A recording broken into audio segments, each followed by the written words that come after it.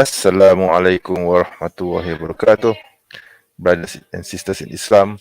Welcome to, this is a collaboration between me, the Muslim apologist, and our brother from Bangladesh, Islamic Calling.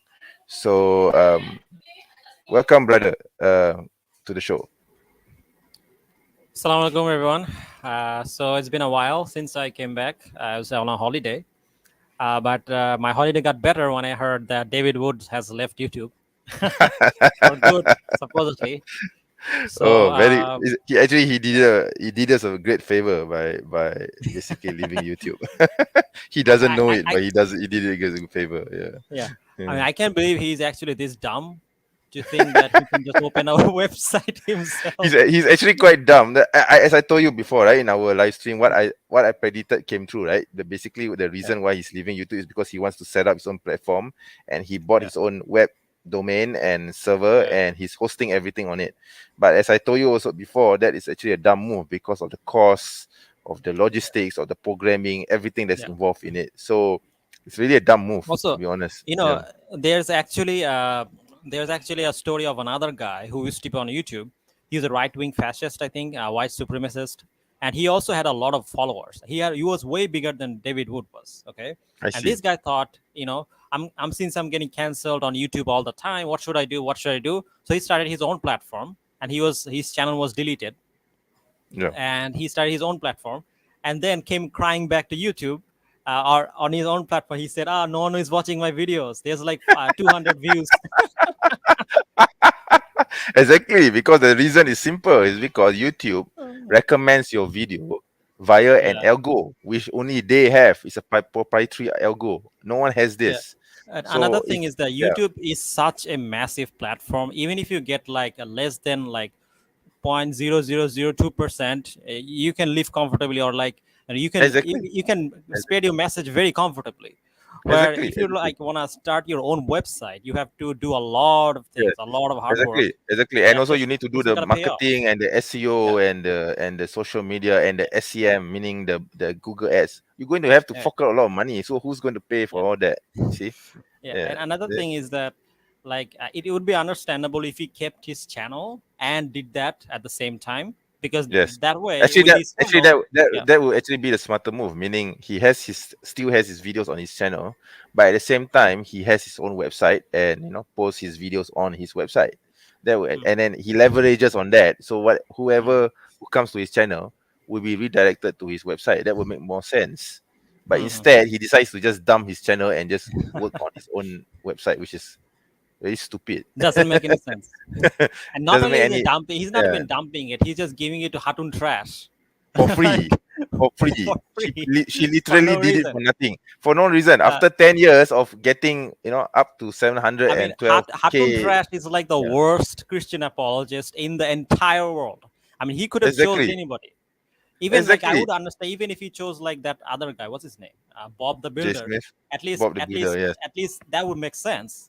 Exactly. Uh, Exactly. but Hatun Trash, like no one cares about Hatun Trash. Even Christians Nobody don't care about gives Hatun Trash. pardon my French, no one gives a shit Yeah. about Hatun Trash, right? No one knows who she is, okay? She's just this screeching banshee, obscure screeching banshee on Hyde Park, screaming, "Oh, look at my cartoons on my shirt."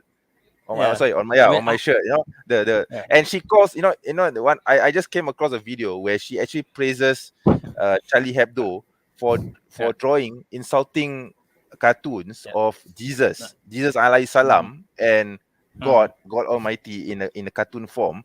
Basically, mhm. both of them were in a very compromising position, and she calls Yeah, that art. I mean, mm, is she really a Christian?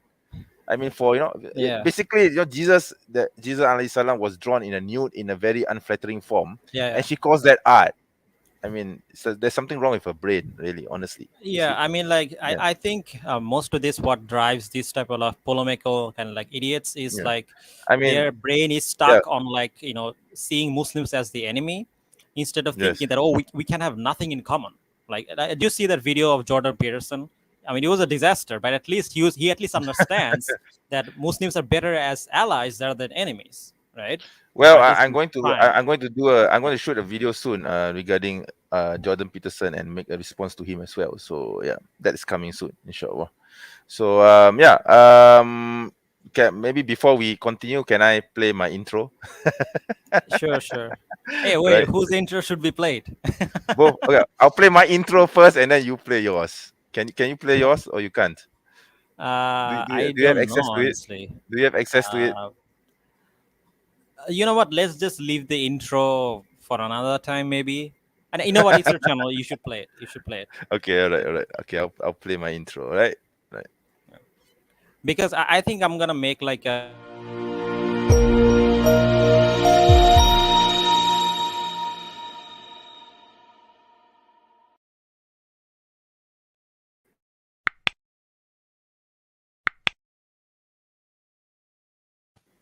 Because Okay, it's as I done. was saying, I'm I'm actually gonna make like a separate kind of like edited version of this video with like all All the right, memes and like sure, edited kind of like sure. funny parts.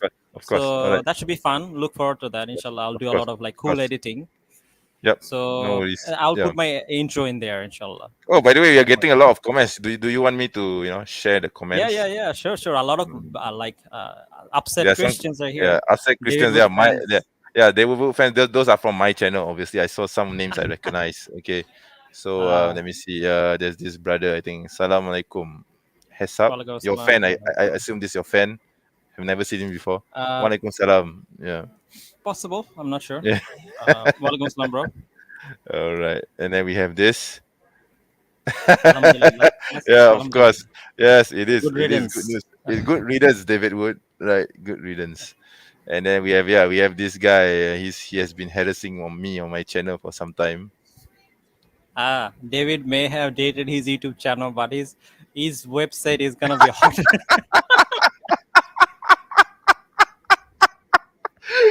Oh, I cannot Nope. help but laugh at this. I mean, dude, I've been in the industry for a long time, not just as an apologist, but also as a professional. I can tell you Yeah. what David is doing is really dumb. No, I found it funny that every one of like David Wood's fans think like he's immediately gonna become like Mark Zuckerberg in a Yeah, day. exactly, exactly. I mean, sorry. I mean, the days of Mark Zuckerberg, the days of Sergey Brin and Larry Page, all of them, those founders, the Yeah. days of even Bill Gates and Steve Jobs are over. Is over. Okay, there's nothing Mm. new that anyone can Yeah. innovate. Okay, beyond what is Yeah, already because there. because these social media platforms have become so big, like it's very difficult to compete with that. Exactly. I And mean, it's that's just why I it's said just that's why I said it's really stupid for David to just simply cut off YouTube from his life and mm, start a platform on his own channel, thinking that he can yeah, replicate his successes from yeah. YouTube. I Right? mean, I It's mean, really it's gonna dumb. it's gonna take him like years if he can even Give do or that take. to get the That- even fraction of the money he gets from YouTube. yeah.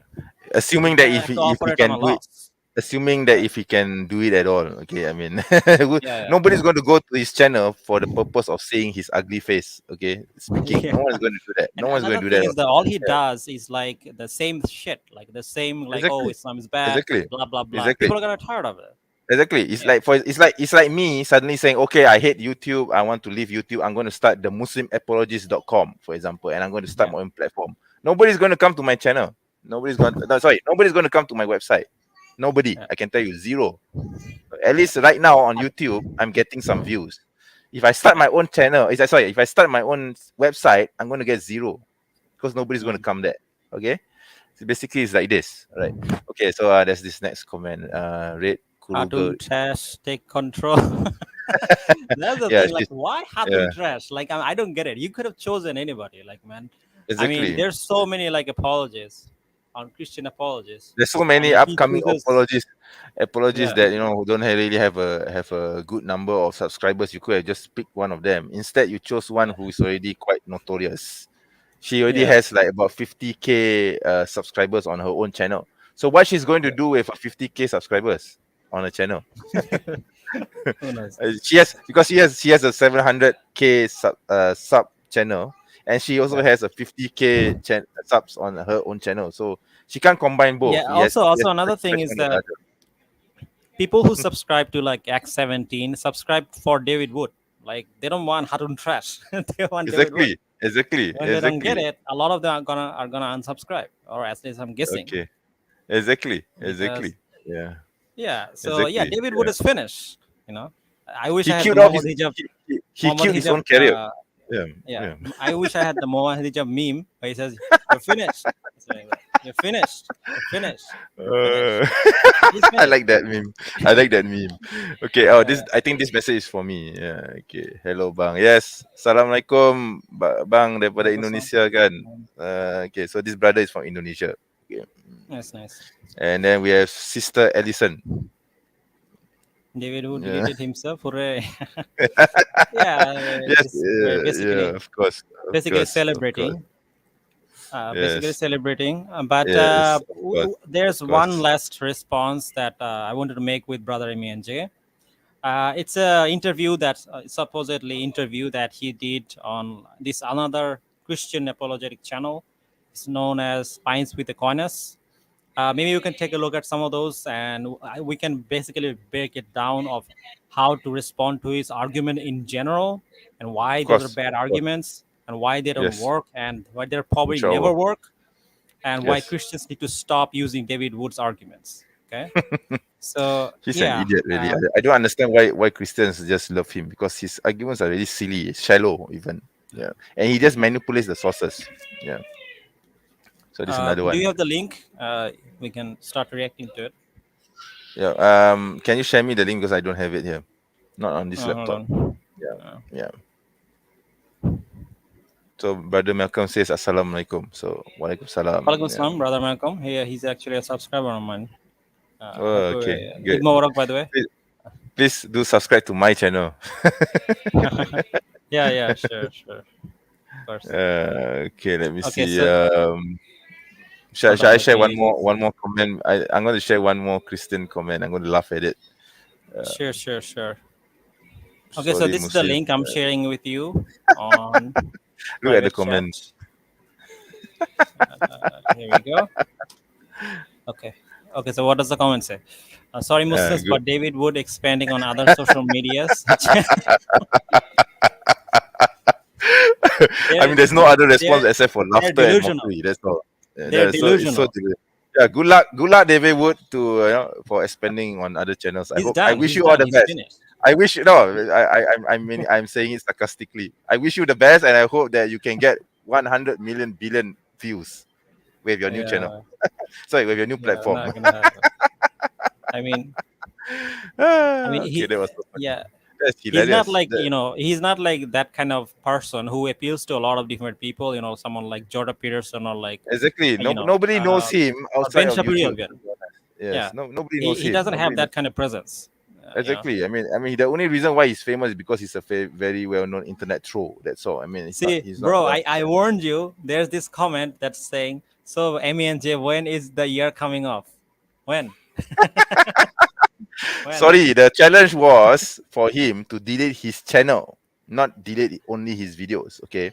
In fact, I've already pretty much uh, anticipated that he's going to Excuses, just delete the videos, excuse. and yeah, no, I mean, it's really. I mean, I said delete his channel, not videos, not only videos. I mean, anyone can just delete their videos, and then they can just create something new elsewhere. But he didn't Hmm. delete his channel. You see, so Yeah, no, the challenge is not fulfilled, and I still get to keep my ear. Don't worry. Okay. So I'm going to share the link that you yeah, shared with sure. me. Oh, by the way, just to tell everyone, I will just be here about 1 hour plus, because Mhm. I can only be here for about 1 hour, because I need to prepare for a debate that I'm having tomorrow with this person Mhm. called Godless Girl. I think, yeah, she's called on a modern day debate. Okay. So Hmm. after my 1 hour is up, I'll just let Brother Islamic Calling to take over the show. Right? Yeah. Okay, we can start from minute 7. I think that's when they Do start you want to talking play about the the whole Muhammad thing, or Sallallahu. do you want to play the whole thing, No, or no, no. just From minute 7 to let me see. I have my minute notes 7? here. Minute Minute 7 7. to 56. All right. Minute Minute 7. 56. Okay. All right. Right. Okay. Let me do it. All right. So, 1, 2. So shall we start? uh, can you make the screen bigger? Sure, I can do that. Wait, hang on. I basically give you which point to go to, and once Okay. the response is done, then we can move Yeah. on to another point. Yeah. So Okay. 7 minute, yeah. So basically, this David Wood and this guy, who is also a Christian apologist, I'm assuming, his name was Pint with Aquinas. They made a live stream called Prophet Muhammad was a false prophet, Auzubillah. And this is a very insulting thing for Muslims, as you know. And this This idiot, I want to this this teach this. this Yeah, sorry, this claim that Muhammad was a false prophet has been going on ever since the prophet declared himself to be a prophet. So it's a yeah, 1,400 years old allegation. Okay, yeah, and yet Islam is still the fastest growing religion in the world. yeah. Muslims Yeah. I are mean, the coming to Christian God yeah, must be really dumb. Like he can't stop Prophet yeah, Sallam. yes, I mean, like he yes, can really. like do anything. uh, You can't do anything because and Islam is the fastest growing religion in the world. yeah, Churches in Europe are closing down and being turned yeah, into mosques. And Christians themselves, many Christian, honest, sincere Christians looking for the truth, are coming to Islam in droves. So mm, there's no stopping Islam. Islam is the yeah. fastest, is the largest, going to be the largest religion in the world. In fact, according to Inshallah, Pew inshallah. Research, Mm, according to Pew Research, in 2050, Islam will be the largest religion in the world. It will surpass Christianity.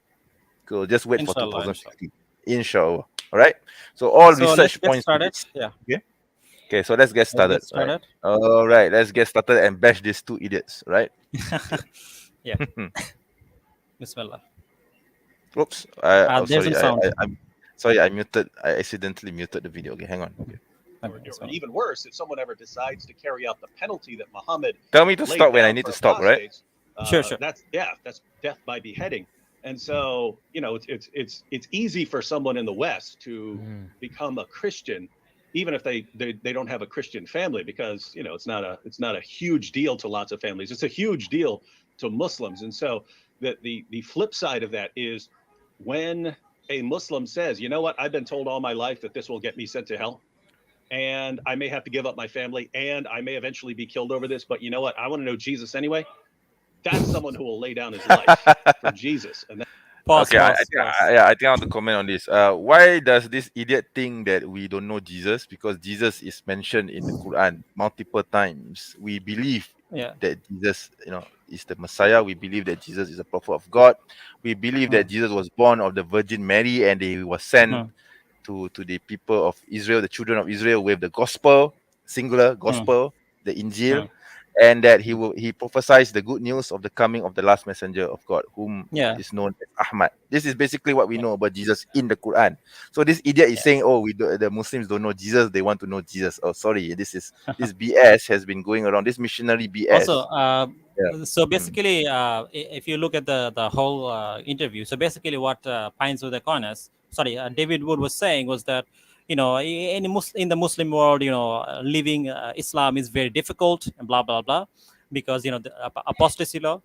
But like, I mean, dude, again, like this is a special pleading fallacy. I I mean, mean, special no, pleading fallacy is I again, wish the apostasy law in the Muslim world is being enforced because it's not. Okay, I really do wish that if it were really enforced, then we would yeah, not have any problems from these idiots like David Wood. But the thing yeah, is, the sad reality is that the apostasy law in Islam is not being enforced, not even in yeah, Malaysia.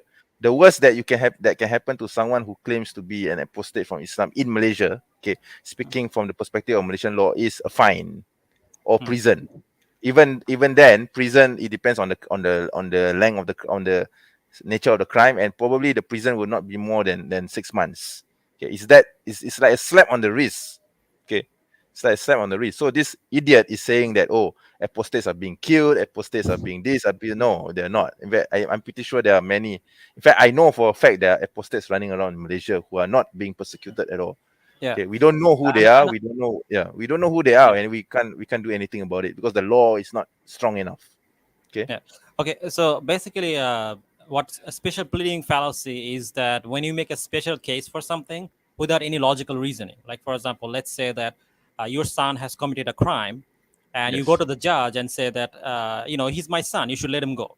Like why? Like that Yes. doesn't make any logical sense because every Yes. this law applies to everybody.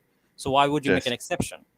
Same Exactly. thing here. Exactly. Like the same ruling exists in almost most Abrahamic religion. It exists in Yes. Judaism. It Yes. exists in Christianity. Christians have definitely practiced this, and it's in the Bible. Like for example, if you look at Deuteronomy, can I share? Let me share Go ahead. the screen. Go ahead. Here we go. Can you see it? Not yet. Wait. Yeah, I think I have to add the stream. Okay.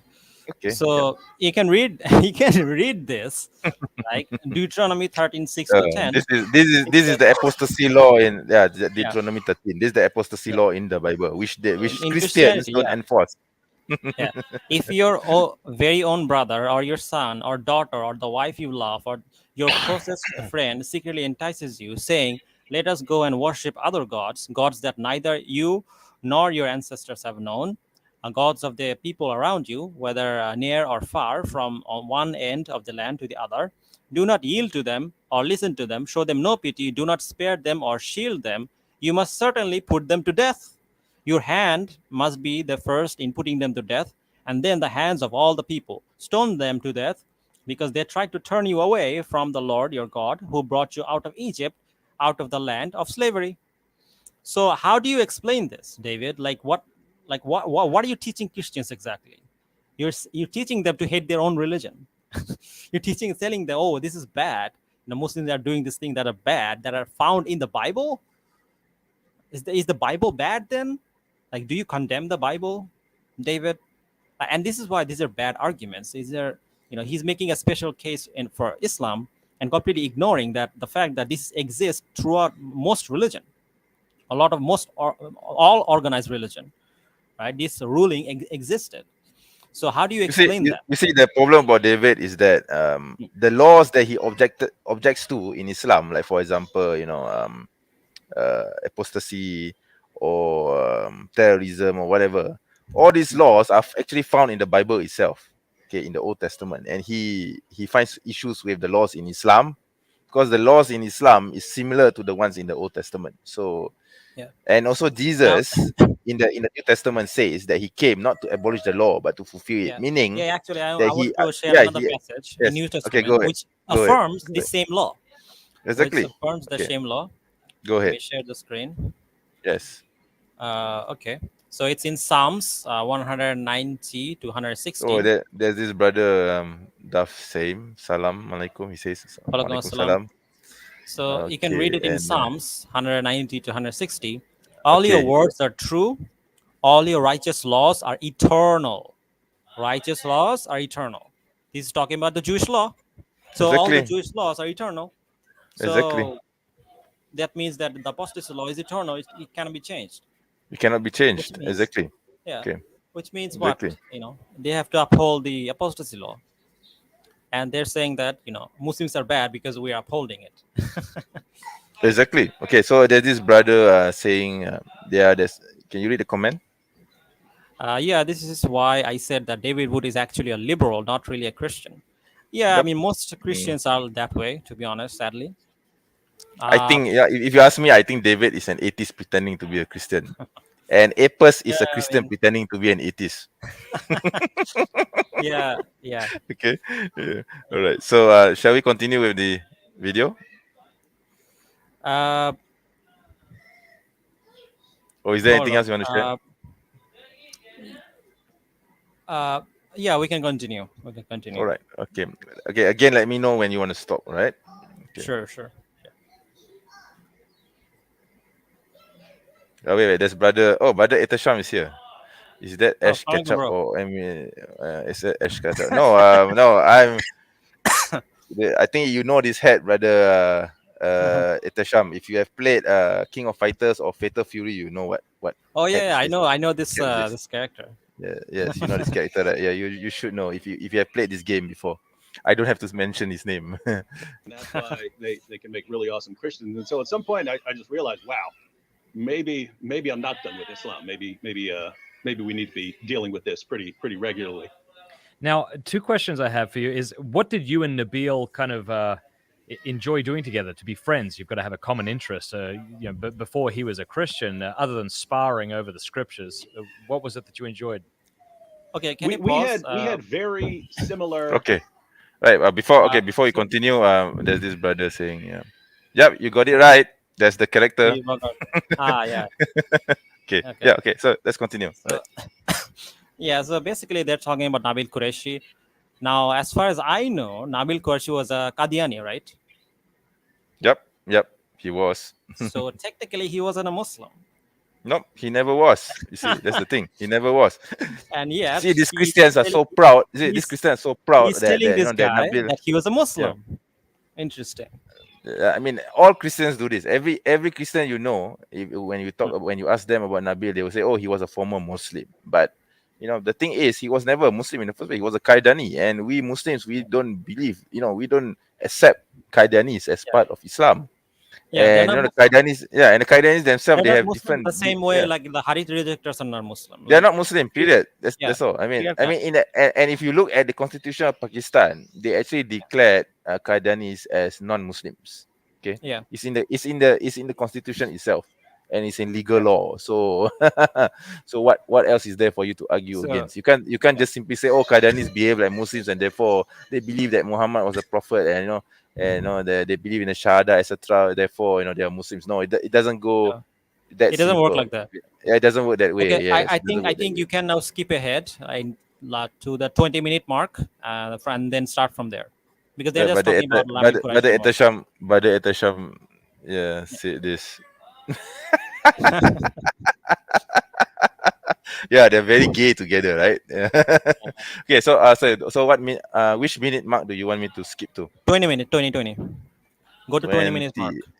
20-minute Yeah. mark. All right. Okay, let me play. Basically, So do this you is want me where to they play? start like insulting Islam Okay. and whatnot. All right. Okay. So just let me know when to stop once you have reached the point. All right.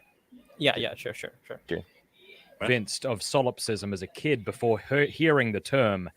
I remember chatting with my friend Gareth in the library and telling him that I was deeply afraid he wasn't real, and that when I went home he ceased to exist, and I'd be none the wiser. And he felt bad for me and tried to tell me that he did exist, and I just said, well, that's what you would say, and we didn't get very far. But anyway, speaking of modern philosophy, but had you come across this text from Aquinas?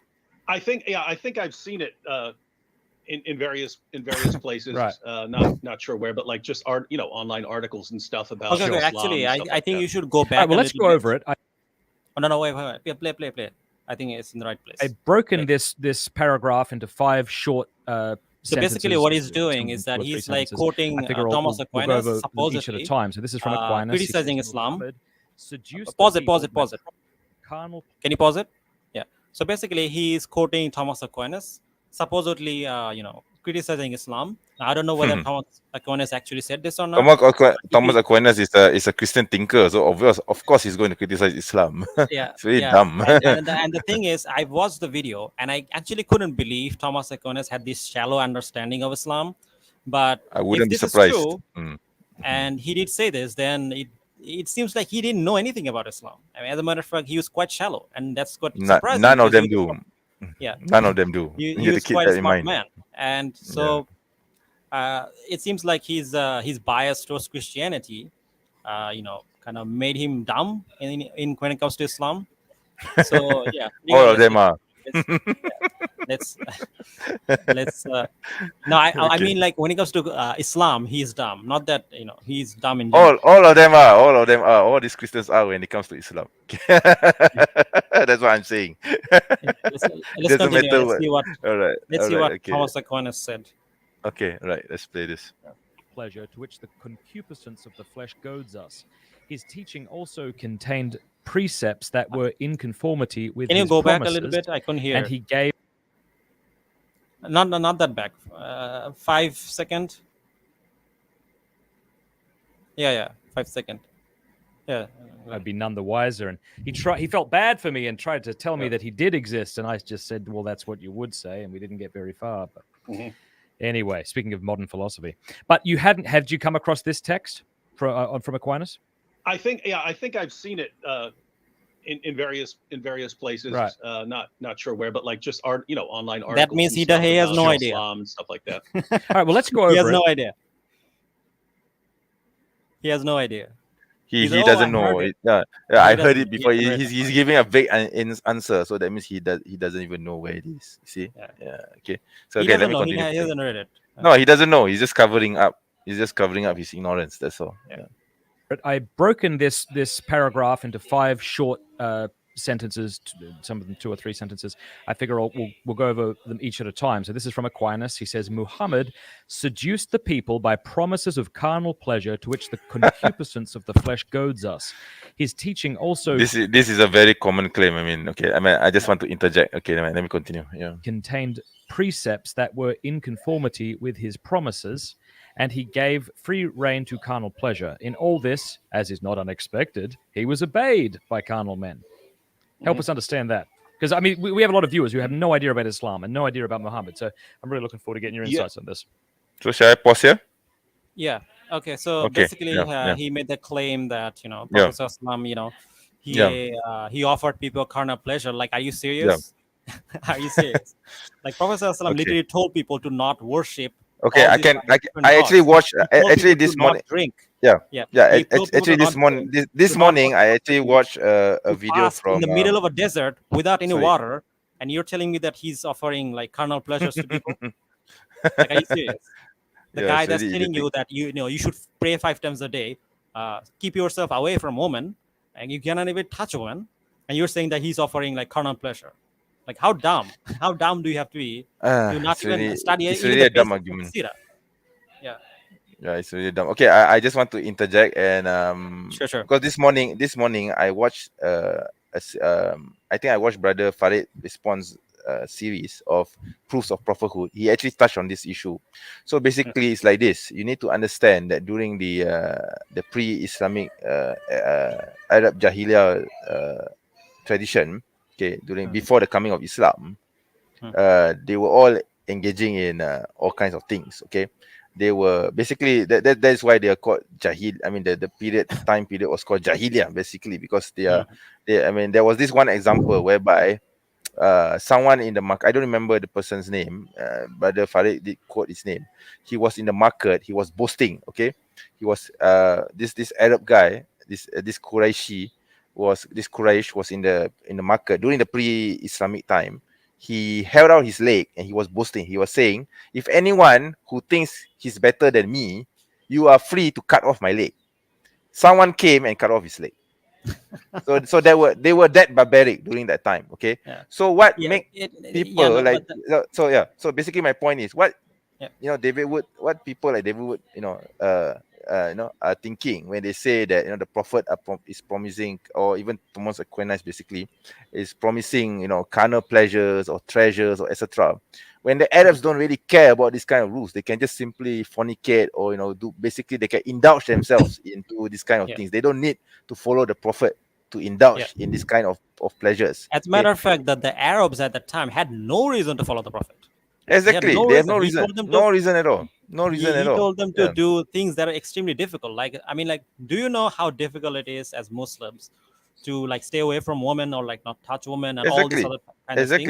Or Exactly. stay away In from the drugs, in the alcohol. pre-Islamic era, the Arabs were having a string of harems. I mean, they definitely had more than 4 wives. Okay, it's only in Islam which limits the number of wives to 4. Okay, Islam is the only religion in the world which limits polygamy to 4 wives. Okay, there's no other tradition outside of Islam which which has a limitation on polygamy. Okay, even if you read the Bible, David had what 99 wives.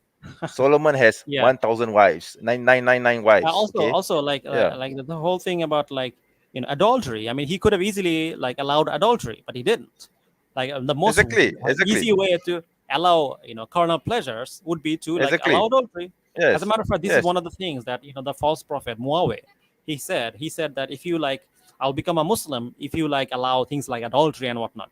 yes, Now, exactly, obviously, exactly. that these rulings come from God, and he can't do that. Yeah, he So can. I mean, he he can has just to simply, abide by he, he these can just things. simply make up the rules, so to speak. Yeah. Yeah. And this is why he didn't just tell his man to do whatever they want as long as it pleases their carnal pleasure, as he calls it. So no, Exactly, this is not the exactly. case. Yes, exactly, So exactly. yeah, let's continue. So these Christians when they say that the only reason why people follow Rasulullah is because he promises carnal pleasure, treasures, violence, etc. This is really BS because Islam doesn't allow for such things easily, right? I mean, Okay, I mean, even yeah. I mean, let's say if you want to marry more than one wife, even then there's rules and regulations to that.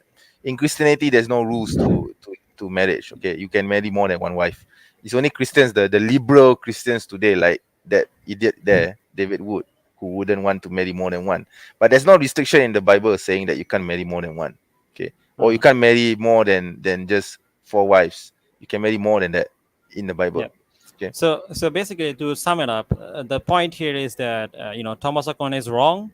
He clearly didn't study the Sirah of the Prophet Sallallahu. Prophet Yeah. Sallallahu told man to not do things that would Yeah. please their carnal pleasures. Okay, Yes.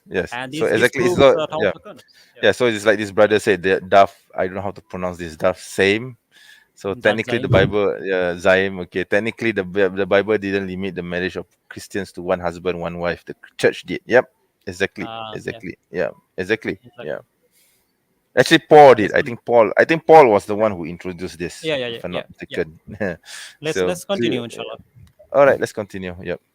And that's actually hard to believe if you kind of look around at the Muslims around you and you think these are, very modest people, modestly dressed. What are you talking about? Free reign to the carnal pleasures and stuff like that. What in the world are you talking about? But if you read the Muslim sources and their history, that is Aquinas is spot on that one. When Muhammad was declaring himself to be a prophet early on, his message was basically, hey, there's one God. You pagans have it wrong. You polytheists have it wrong.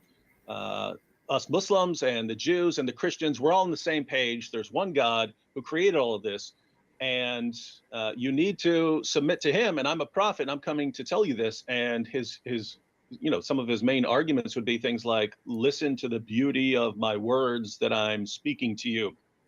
This is clearly the message of God. No mere human being could come up with such beautiful and amazing messages for you, and so on. So Yeah, so I want to comment on that. So basically, what he's saying is the prophet coming to his people and saying, "Yeah, I come to preach to you the one true God," and that he got it wrong about the Jews and Christians. By the way, the Jews and Christians didn't come until much later when the prophet migrated to Medina. Basically, during the Meccan period, when the prophet came to his people, to the Quraysh, he was just saying that there is only one God, and God that does not have any equals. These idols are false, and bow down to the only one true God. That's it. And I am the message. I'm just a messenger bringing this message to you. Basically, that's the message. I mean, the issue with the Jews and Christians did not come until very much later. Okay, so basically, what he's saying, he doesn't realize this, but what he's repeating, what he's saying here, is basically the same way as to how Jesus first appeared to first came to his people and He's said the basically same thing. proving why he's a prophet of God. He's I mean, like basically proving that the prophet, that Yeah. Jesus, that Muhammad Sallallahu Alaihi Wasallam is repeating the same message that Jesus repeated when he first came to the yeah. people. I mean, Just what would David just would read Mark. prefer? Like, Yeah. would David would prefer there to be Yeah. paganism in that area? Is that what he wants? Like, I'm kind of confused. Like, I mean, like, does he want? I think secretly he doesn't mind. Yeah, secretly he doesn't mind if everyone become pagans as long as they are not Muslim. I mean, that is what Yeah. he's. If I you mean, look what at does the his Bible say yeah, about pagans? What does it say? exactly. Read. The Bibles were destroying all kinds of idols. They were like Exactly. destroying, killing pagans like crazy. I mean, just read some of the history. But let's you know, not forget that his greatest pal, his greatest YouTuber pal, is also someone who rejects God. He always hangs out with him. Okay. Yeah. Yeah. Okay. So I'm pretty sure Apus right now is crying that his gay buddy has left YouTube. Okay. So so you see, the thing is, the irony is that he's hobnobbing with people who clearly attacks Islam and is an atheist himself, a person who rejects God. He doesn't care whether that person that he's collaborating with is an atheist or otherwise, as long as that person has a grudge against Islam and tries to destroy Islam. See, so this psycho is really going against his own tradition, okay, of Jesus. I mean, he's not following the words of Jesus, okay. He's really not following the manners and the ethics of Jesus, alayhi salam. Okay, right. Yeah. Let's So continue, inshallah. yeah, okay, sure. All All right. Okay. So that was kind of his case, and needless to say, didn't win a lot of converts. Yeah, like it that. doesn't work when I try and argue with my wife and I use a similar line of argumentation. She doesn't buy it. Yeah. So it didn't work out very well. You did have people who converted, but not a lot. Most people thought that was silly, and even the reason Pause. that it looks like a Pause. All Yeah, right. and what happened on Christianity exactly? What happened in the early Christian history? How many followers did Jesus have? Did he conquer, Exactly. the promised land? Did he bring the promised land? Exactly.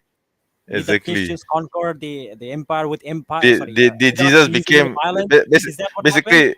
basically the question is no, basically the question is simple. Did Jesus became the king of the Jews during his lifetime? Yeah, without any violence, without war. So what He just happened at everyone the just what yeah. happened at the Temple Mount with the money lenders? He seems to have forgotten that. Jesus overturned the table. Isn't that an act Yeah. of violence? Was he like saying, No, "Oh, no, let's no, sing no, Kumbaya and holding hands with the money no. lenders"? What he's suggesting is so unrealistic and stupid that he doesn't realize that he's just making Christians dumber. Okay, he's making Christians dumber because he's saying that using any type of violence or is bad when you're trying to spread a religion or religious system. And you don't It's not. understand Islam is a It's way of not. life, right? It's not. And when you're spreading any kind of way of life, there's going to be conflict, especially with other people, and other people In wouldn't human, want you to. tell us, David, where in human history has there been any spreading of the message of the prophets Hmm. from Noah right up to Jesus, where there wasn't any act of violence? I mean, even David alayhi salam and Sulaiman alayhi salam, both of them Hmm. did exert a form of violence. Even Yeah. Moses exerted a form of violence. I mean, Yeah. in order And to another spread the thing word is of that God. we love Yeah, Isa alayhi salam, but he wasn't as successful as Prophet Muhammad sallallahu alaihi wasallam. He obviously, didn't have obviously. as many followers. And Obviously, even there's a hadith. yes, There's obviously, a hadith. because that is the plan. Because that is the Yeah. plan for Jesus Yeah. to come back at the end of the world. To then only then will he be triumphant over his enemies. That's the whole point. Really? So, Yeah. so if like David Wood is trying to say that he didn't win many converts because Islam is not appealing or whatever, then the same can be said about Jesus. Then you have to reject Exactly. Jesus. Like, oh, Exactly. he's the same thing happened Exactly. with Christianity. Exactly. Christianity only became Exactly. big after Constantine and all these other kings they embraced Christianity, and made Yes, it kind that's of right. different and killed all like the That's right. heretics and whatnot. Yes, that's right. That's right. That's right. So this Exactly. is hypocrisy. This is complete hypocrisy. This is a fallacy of inconsistency. They're just His being his inconsistent. his ignorance Yeah, of his own church history. Okay. Okay. Oh, yeah. by the way, before we continue, can we share the comments here? There's some comments here. Sure. All right. This brother Etasham again. Epos is David Wood's only boyfriend. Wood likes them young. Okay, no comment on that. Okay, let me see now. Let's continue. Brother Elias Khalil, I think this must be your follower. Yeah. The entire The entire Arabia Arabia, 3 million embrace people embraced Islam during Prophet Muhammad's life. David Wood, he was a successful. Yep, Yeah, exactly. When the prophet, during the last phase of his mission, he marched into from just a few followers in the early Hmm. part of the Meccan stage, and then when he went to Medina after the Hijrah, after the battles and the wars, and then towards the end of his mission, when Hmm. basically the Futuhat Makkah, okay, the capture of Mecca, he marched into the city with 10,000 people. Okay, with Yeah, 10,000 followers. And you call that unsuccessful? From someone who was so obscure, I mean, someone who was rejected by his people during Mecca, during the early phase. Yeah, he had only like a handful of followers. Abu Bakr, not even Umar, okay? Abu Bakr, Bilal, some of the Ali Abi Talib, just a handful of people. yeah, And then towards the end of his mission, he came back to Mecca and conquered the city with yeah. 10,000 people. And you say that this is not successful. I mean, dude. Also, another thing is that he's this like idiot polemics. They try to act as if like Prophet ﷺ is the one who started the fight. He didn't. They No, were he didn't. prosecuting them. They're No, basically prosecuting them. They were like starving them. basically, They were yes, torturing them. yes, And basically like, what is the the Prophet point, supposed to do? yes, exactly. So basically, the point is the prophet came to his people and said, "Oh, this I've come to you as a messenger. I've been Yeah. told by God that there is only one God. Bow down to Him, worship Him. He's the only one true God, and follow me as a messenger. That's it." exactly the same way as Jesus did when he first came to Yeah. his people. Exactly the same message. It's exactly the same message. Okay. So if Exactly. you're rejecting the prophet just because he did that, then you should reject Jesus as well, because Jesus did the same Yeah. thing. Yeah. It's that simple. That's the logic, right? Yeah. Yeah. Let's continue. Okay. Let's continue. Okay, wait, one more thing. I think there's one thing that Brother Etashan wanted to say. Mark 3, chapter 3, verse 21. Jesus was considered insane. Yep, Yeah. definitely. Yep, definitely. The people, during the time of Jesus rejected him, and the people during the time of the Rasulullah, at least those who were against him, also said the same thing, that the prophet Mm. was insane. Same argument. Same Yeah. argument. Exact same See? argument. Yeah. Yes. All right. Okay. So shall I play the video? Yeah. Yeah. Sure. Sure. Sure. All right. Tell me when to stop. All right. Sure. Sure.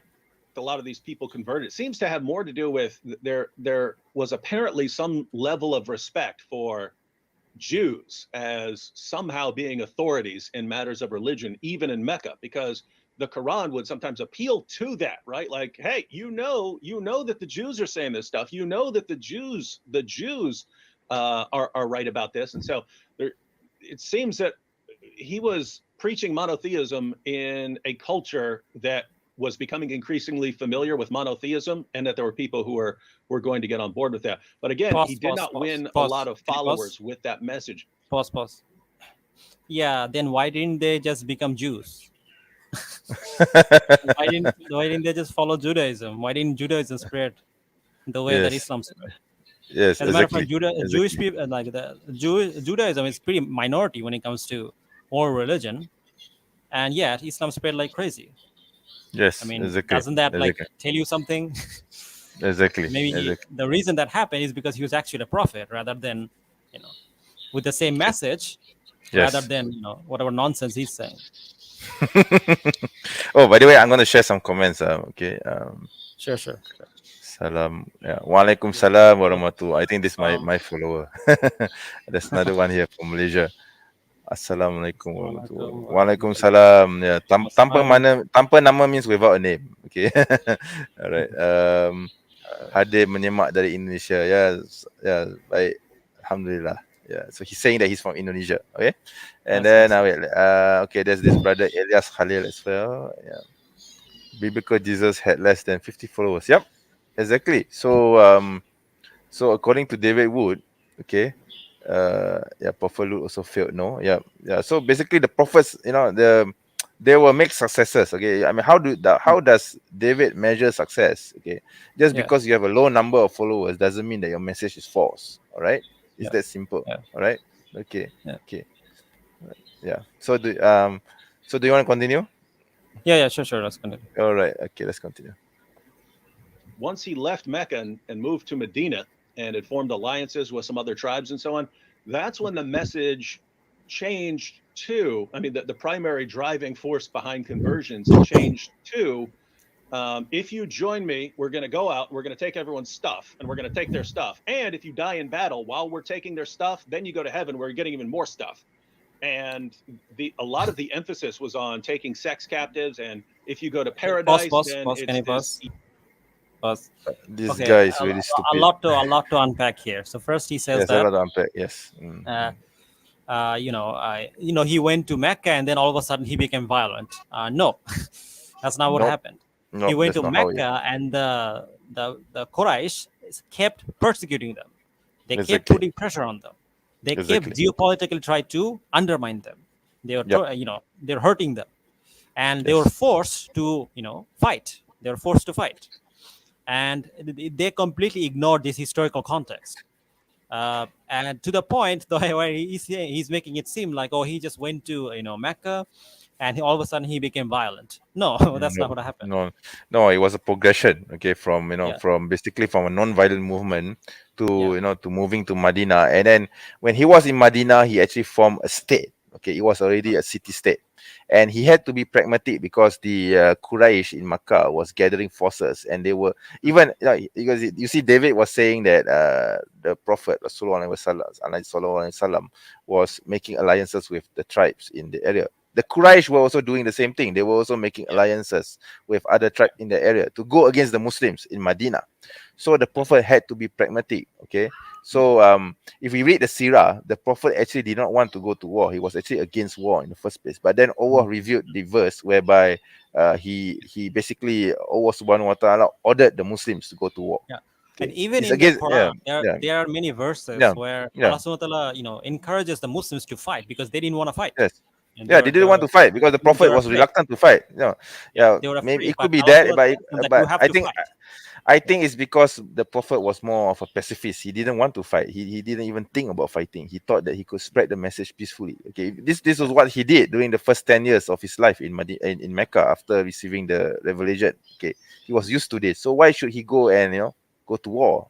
Okay, so that was when Allah subhanahu wa ta'ala revealed the verse. Basically, I can paraphrase the meaning. Basically, what what Allah subhanahu wa ta'ala said is that perhaps you may think that war, this is something that you may not like, but Allah knows best what is Yeah. what is it for you. So go to war. Yeah, Basically, basically Allah subhanahu wa ta'ala reminded basically the Muslims that yeah, sometimes you basically have God, to fight. yes, yes, basically God You want to Almighty is spread the ordering the message, Muslims. you have Yes, to fight exactly, sometimes. exactly. So David doesn't And know. David, You see, yeah, yeah, yeah. David So as a Christian thinks that somehow you can win over, this type of entire empires just by words. Just go to them, give them flowers, it they're is gonna stupid. convert. It doesn't work like that. It Because doesn't work like that. You see, these people, they want to yeah. crush them, right? And when you I have a mean, situation where, just look at. I where mean, let's look at modern human history. I mean, the U.S. yeah, going to war in Vietnam, going to war in the Middle yeah, East, going to war in Afghanistan, going to war. Right now, they're supplying weapons and armor to Ukraine. I mean, you yeah. can't just simply fight the Russians. Like for example, like now, currently the war between Russia and the Ukraine. You can't just Mm, simply win over Russia with words. Okay, yeah. it's not going to happen. You think what makes you think that Russia is going to stop simply with words? Okay, you have to And be also pragmatic about it, right? another thing is that back then they didn't have the concept of like nation borders or states. No You such just thing. have two groups of people, and if they had Exactly. some kind of disagreements, they fought. It's only Yes, after exactly. like kind of like Exactly. Islam came that there Exactly. was kind of like order in between all these Yes. different tribes. Exactly. So Exactly. in order to Exactly. achieve that, violence was necessary. The There was same no government. There was no government in yeah. Arabia. Okay, during the time when Islam came to into this before Islam came into the scene, Arabia Yeah. had no king. Okay, Arabia, there was no empire in Arabia. There was not even a government system of Yeah. governance in Arabia.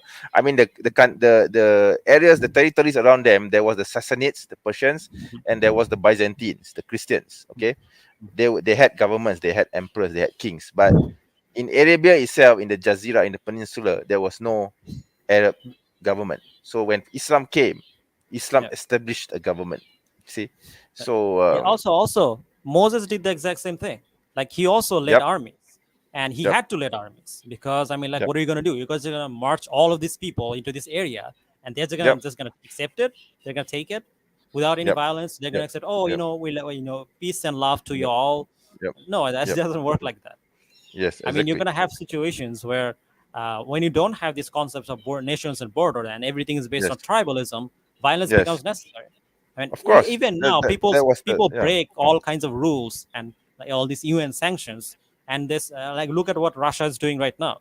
So the fact that David thinks that just because the prophet conquered other areas or started Yeah, fighting people who wanted yeah, to persecute his people is a good thing.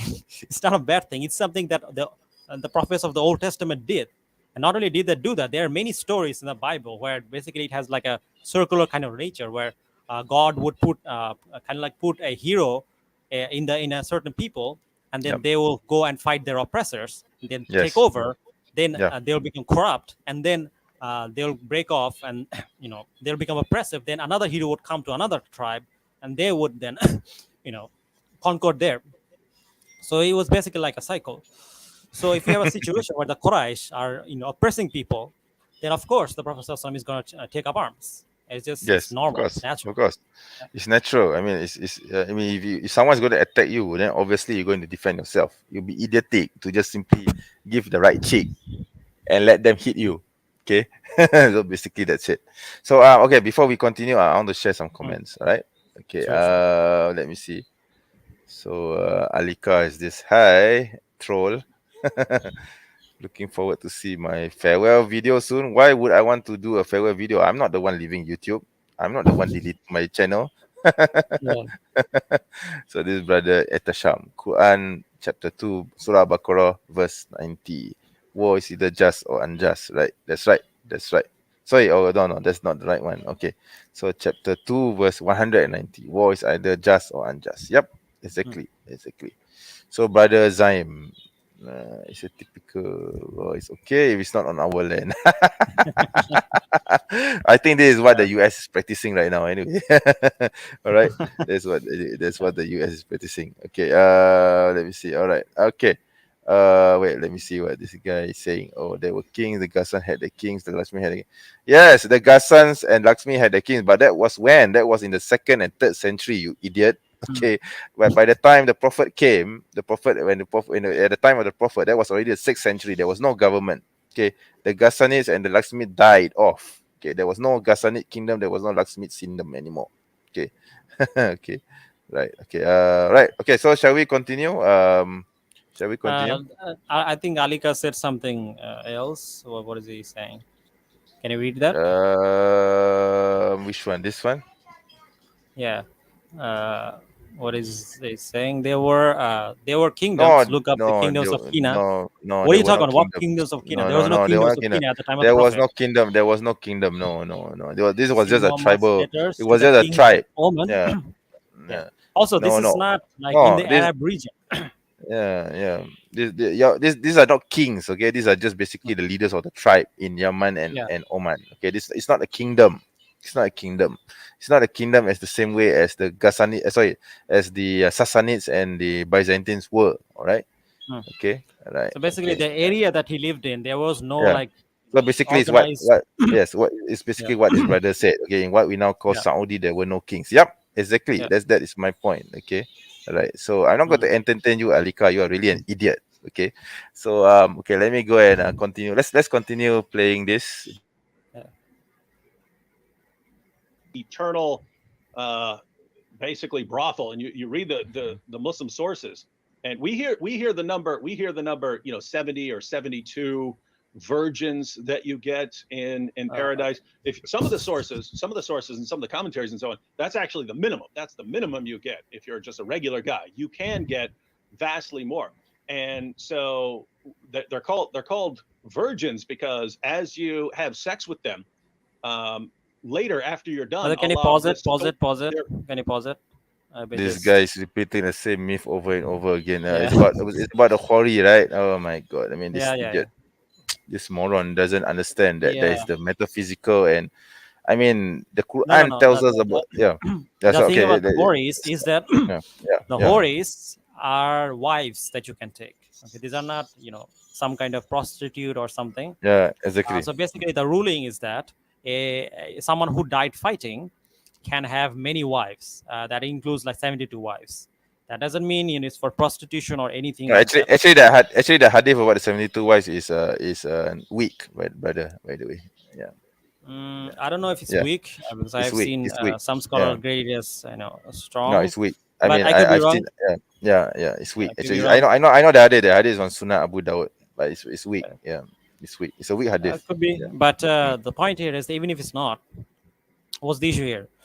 I mean, like, yeah, a person who died fighting for God, if they want pleasure, then why is it wrong to give them pleasure? Like, the logic doesn't follow here. Like, don't you think that these people have earned it?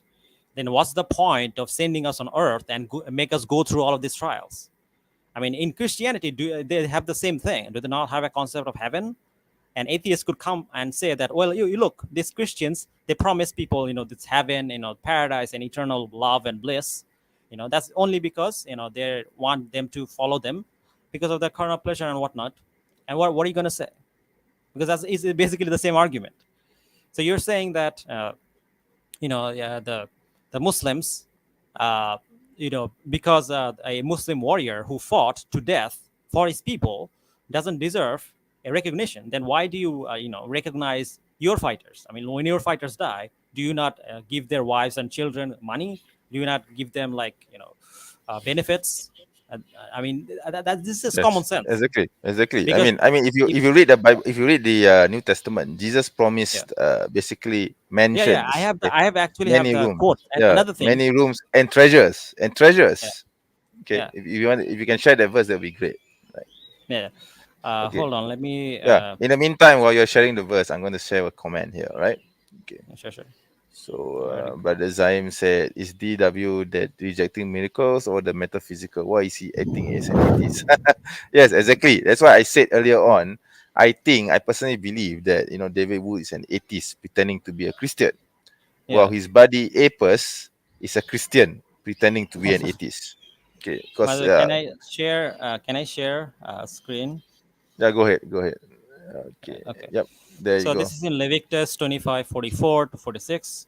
This is about slavery, and Yep. he's acting as if like somehow this type of slavery on our sorry I think this he talks about it later on, but the point here is that here the Bible clearly allows slavery. For example, it says, as for your male and female slaves whom you may have, you may buy male and female slaves from among the nations that are around you.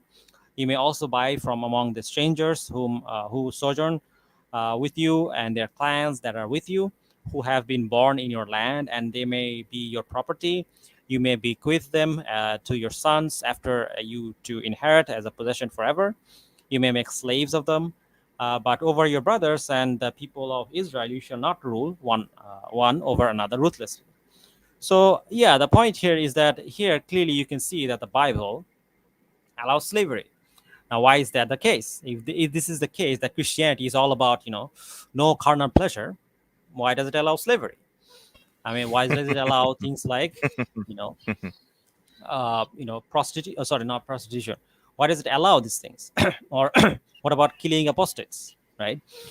And the thing is that I find it really funny that David Wood thinks that somehow, because sorry, not David Wood, Thomas Aquinas thinks that because Islam has this ruling, somehow Islam is unreasonable, but their own religion teaches these things and has these exact same rulings. So, like, Well, they're again, hypocrites. You see, they're yeah, hypocrites. they Yeah, are they're just literal hypocrites. hypocrites. Hypocrites. Okay, They are literal brother hypocrites. Etasham actually gave a good comment here. He said that, Yeah, sure, yeah, sure. yeah, if you can read it. Yeah. Where? Yeah, Sorry. heaven is both Heaven is physical both and physical and spiritual. Yeah. spiritual. Yep. That is what it is in Islam. Okay, so I Mm. don't know this Christians thing that somehow after we die, if you go to heaven, you'll be floating in outer space for forever in eternal bliss. I don't know what's Yeah. the definition of bliss, but I don't want to be floating in the air forever. Mm. I don't know. I don't know how are you going to experience bliss if you don't get to enjoy pleasures that you were denied with in while you were in while you are on earth. I mean, the Mm. problem with Christians, I think, overall, is that they seem to have this prudishness when it comes to sex. I don't know. For me, because I'm a married guy. I know you're not married yet. So, but the thing is, for me, uh, sexual relationship with your wife, especially, is a Yeah. natural human behavior, just as it is eating or sleeping. You can't prevent yourself from sleeping or eating any more than you can prevent yourself from having the desire for a woman, for Yeah. your wife. Okay, that is why Islam recognizes this. That is why Islam has laws and regulations on how you need to get married. You need to have a proper relationship with Yeah. a Okay. woman, Okay. basically Okay. your wife, etc. Okay. I actually Yeah. went on a different point, but Okay. the point they were making is that Islam allows people to have pleasure in the hereafter. When it comes Yeah. to mujahideen Yes. who can have Yes. 72 wives, but No. Jesus promised Basically, the yeah. same thing. Yeah. Yes. So Exactly. can I share Exactly. the screen? I shared the screen. Okay. Yep. Yep.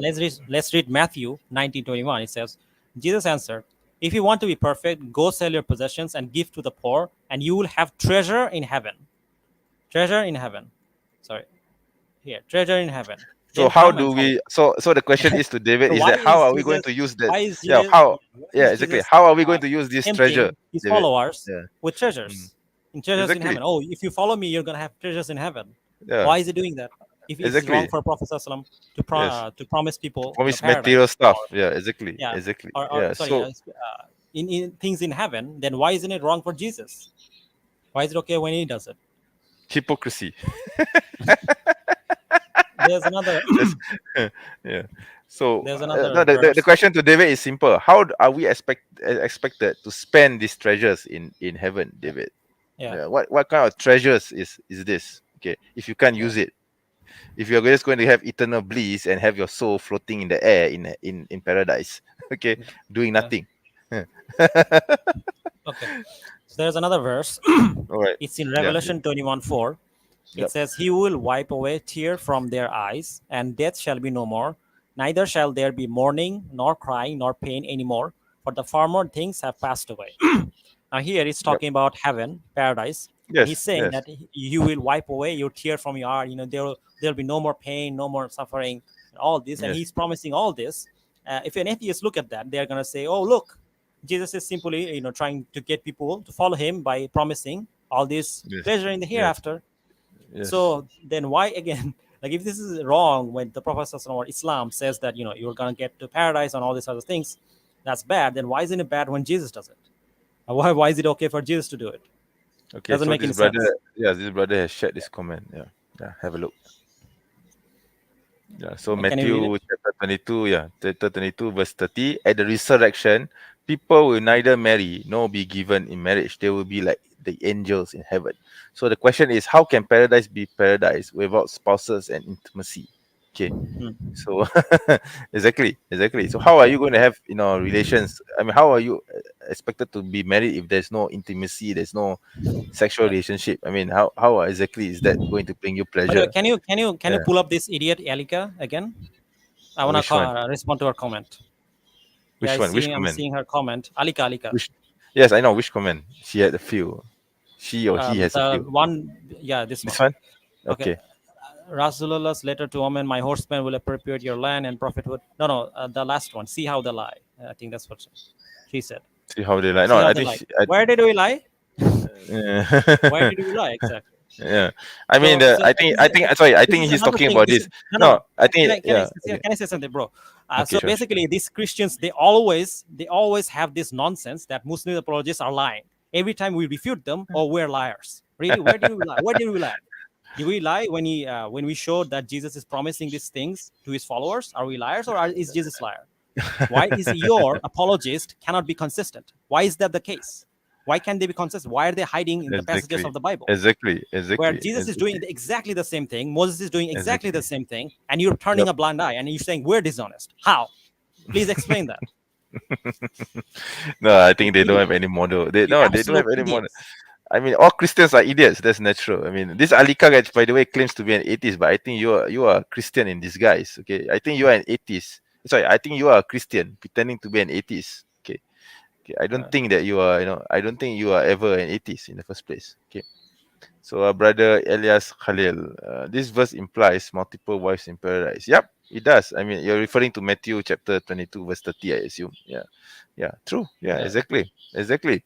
So basically, what Jesus is promising is that there will be no restrictions on the number of Hmm. wives that you have.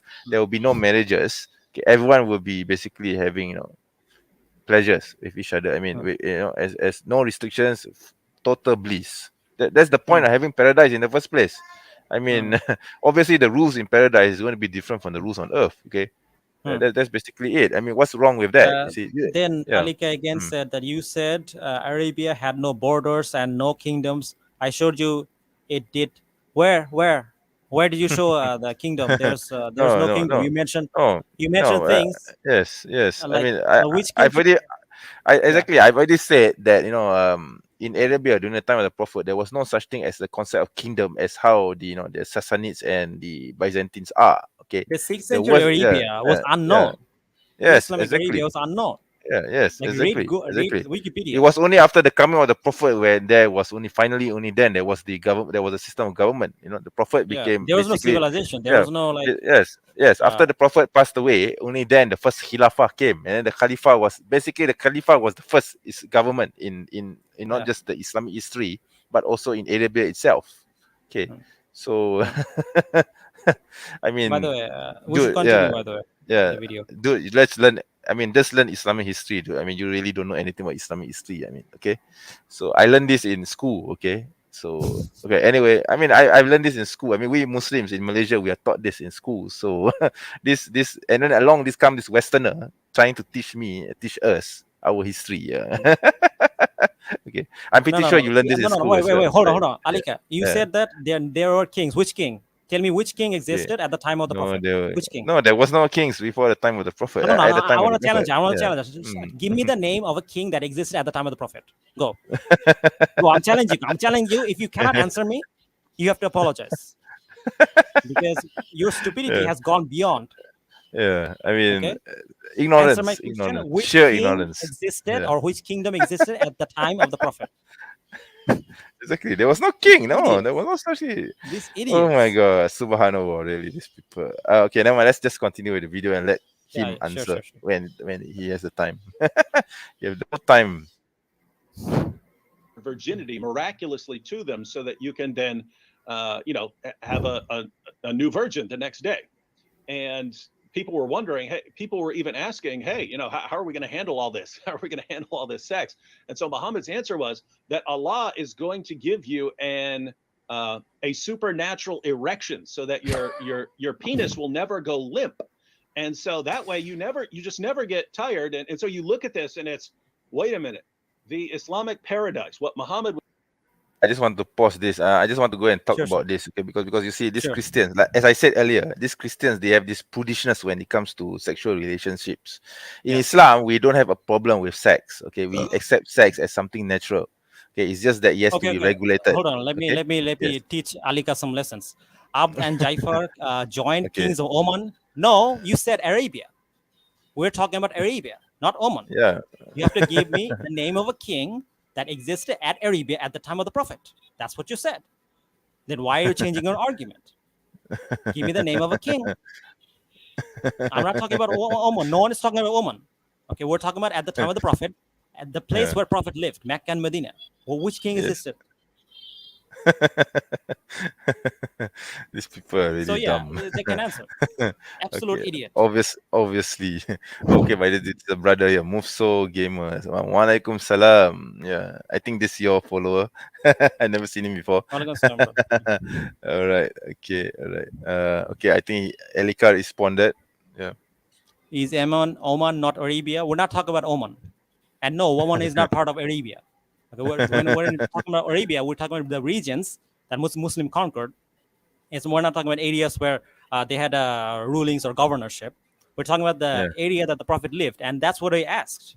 We asked you Yes. that which king existed at the time of the prophet in the area that he lived in? Which king? Yeah. Exactly. And you said that's Exactly. the claim you made. You said that there were Yeah. kings. Yeah. And I we're said saying that Arabia. no, I didn't say. you're I a didn't person. say outside of Arabia. Man. Okay. Even so, even so, for the sake of argument, let's say that Oman and Yemen is indeed part of Arabia. Even so, they were not kings. They were more like a leader of the tribe. Okay. It wasn't Yeah. a kingdom. It wasn't a kingdom in the same way as the Sassanids and the Byzantines were. That's what I've been saying all along. Okay. Okay. So even if the prophet addresses them as king, it's basically what he means is a And then leader of the then tribe. the idiots no, let me then the Yeah. idiot says that you said there were no borders in Arabia. Yeah, just because they're kings doesn't mean they're borders. Do you understand Yeah, the concept of exactly. borders? Do you know what that is? Yes, this. This idiot. She There was doesn't know what a border is. no, there was no concept of nation state. You How can there absolute be idiot. borders? There's no borders. There is no such thing as no. There was no such thing as Bangladesh. There was no such thing as Saudi Arabia. There was no such thing as There was no Malaysia. United There Kingdom. was no United Kingdom. There was no United States. There was no Byzantine Empire borders. No, the borders were There were as no far as borders. how. Yeah, the borders They were were as far as kings and they had how many armies. territories you can conquer. Yeah. Basically, all right. There's no limit. There's no limit to the borders. All right. Okay. So there's no such thing as borders. The concept of nation states is a modern concept. Okay. Yeah. Right. So that's I When think we that's say what we nation mean. state, we're Yeah. talking about Yeah. codified nation state that are recognized by everybody, right? They didn't have that back Exactly. then. People were Exactly. just invade another land, and that Yes. was completely justified. Like no one objected to that. The rule of Okay. conquest. I'm going to answer this person again. He's challenging me. Lakshmi has kings between until no, they died out in the 3rd or 4th century. All right. Okay. They died out in the 4th century. The prophet came in the 6th century. Okay, that's like 200 years later. All right. Okay. Yes, there were the Ghassanids and the Laksmith. Yes, but they were like before the Prophet came. Okay. Oh Yeah, I my think Aki, God. we should stop roasting Oh my this God. idiot. I'm Block going to him, like block him. pull. You know, if I have hairs, I'm going to pull out my hair because in frustration because this idiot doesn't seem to understand it. Okay. Yeah, Okay. Anyway, let's just continue. I mean, just ignore him or her for now. Right. Let's just yeah. continue with the video. Yeah. Sure, sure. Okay. By the way, again, let me know.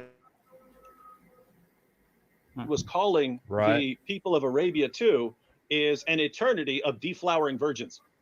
Yeah. And so, Now let me ask you Yeah. this, because I mean people probably have never heard it put that way. Where are you drawing this from? People might be wondering if you're straw manning the position or just making stuff up whole cloth.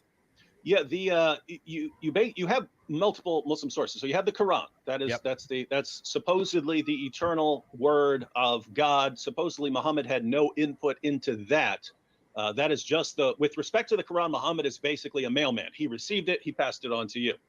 But the Quran says that Muslims also have to obey Muhammad. They have to obey his decisions. In Surah 4, verse 65, Allah says that if you disagree with Muhammad on anything, then you're not a real Muslim. You have no real Islamic faith. But throughout the Quran, you have these promises of these houris, and it talks about them as having swelling breasts and things like that. But they're your these maidens that you get in paradise. This gets fleshed out more in the Hadith, and so those will also you'll find in various Hadith collections passages. Some of them quite disturbing. So you'll occasionally read something like the wives of Jews and Christians in this world will be transformed into the sex partners of Muslim men in paradise. Wow. So you Matt will go to hell, but your wife will be taken by become the Essentially sex become a slave sex of slave in heaven. Yeah. a sex slave of a Muslim. So it's basically there are different levels of authority in some of these sources, and Muslims have rankings of what are really trustworthy hadiths and what are less reliable. But you kind of find this stuff all over the place, and it's in the tafsirs as well. So basically, if you go to passages Yeah, of the Quran can which I? talk Can you about pause it? the maidens or Okay, Yeah. Yeah. so he Yeah. mentioned He's just like two whining. hadith. Yeah. Basically just whining and whining about sex again. Yeah. So Yeah. Yeah. basically, what he's talking about is that there's this hadith that says that you can like have sex with like virgins and whatnot. And I mean, like, even if that's the case, like, what's the issue here? Also, like, the hadith he mentions, I have not found it anywhere. As far as I understand it, it's probably some kind of weak hadith. There's no reference that he gives. And then there's this ruling where it says that, where he claims that apparently there is, people who will go to hell. And this is something Christian Prince actually made this claim as well, which is that apparently there's this rule where wives of like non-believers are going to turn into wives of non-believers somehow are going to turn into prostitutes of believers, which is absolutely false, because we know that in Islam people who go to the hellfire will stay there for an eternity. So like, where do you get this?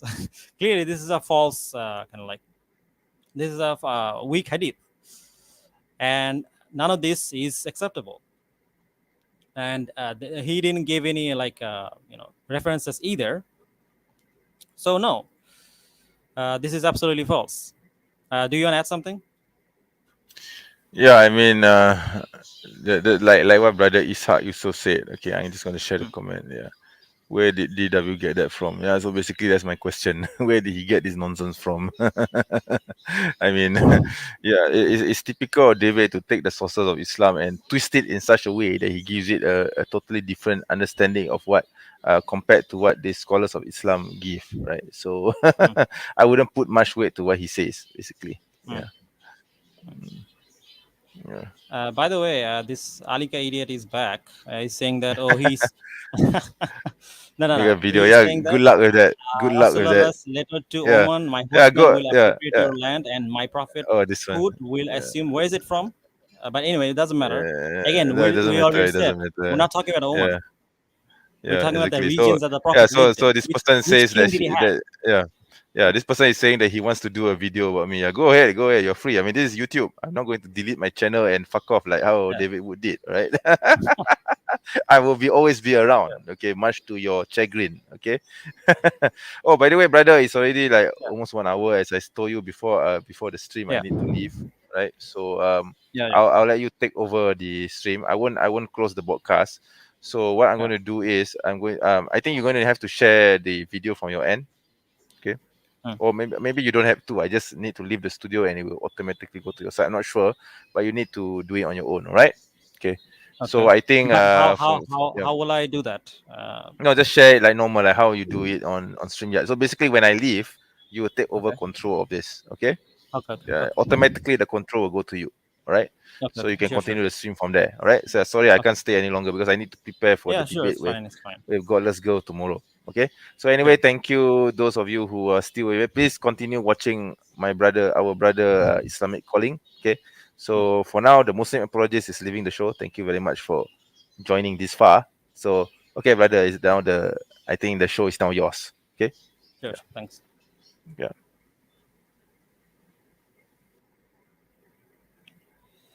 Okay. Let me see if I can share the screen. Hold on.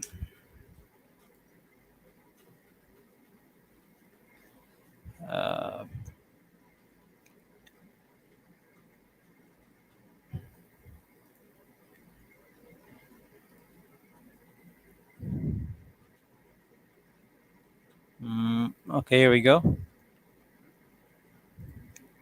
Okay, so let me hold on. Can you wait? I cannot share the screen. Hold on.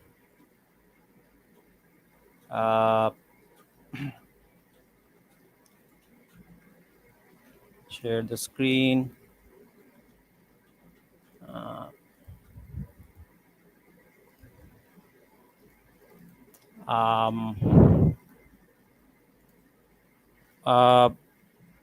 Okay, so it seems like for some reason I cannot share the screen.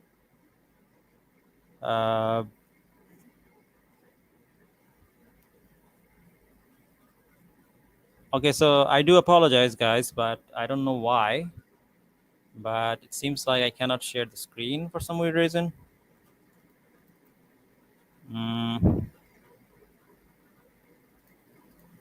Yeah, I don't have the admin control, sadly. Oh, here we go. Okay, so okay, so where were we? Okay, I think they were talking about some nonsense about where is it? Awesome idea for a for a video. Yeah. By the way, can you guys hear the audio? Can you guys hear the audio?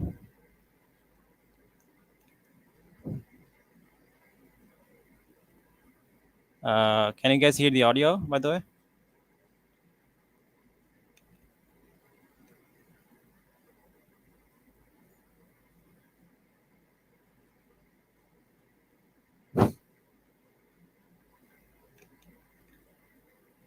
Okay, nice.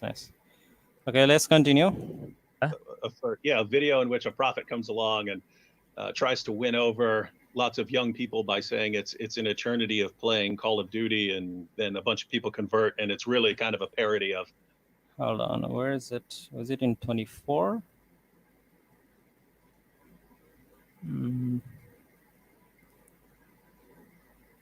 23. Let's just continue from here. If you ever see that come out, if you ever see it, Muslims who are watching, if you ever see me come out with a video, Matt came up with that idea. That was his idea. Right, but then as you grow older, you start to think, well, okay, there might be some good things to those things, but I've tasted of that. I've engaged in this, and it might leave me empty, or at least not as fulfilled as I could be. Right, so that's fair enough. This leads us to the second line here from Aquinas. He says, "Now, as for proofs." Okay, wait.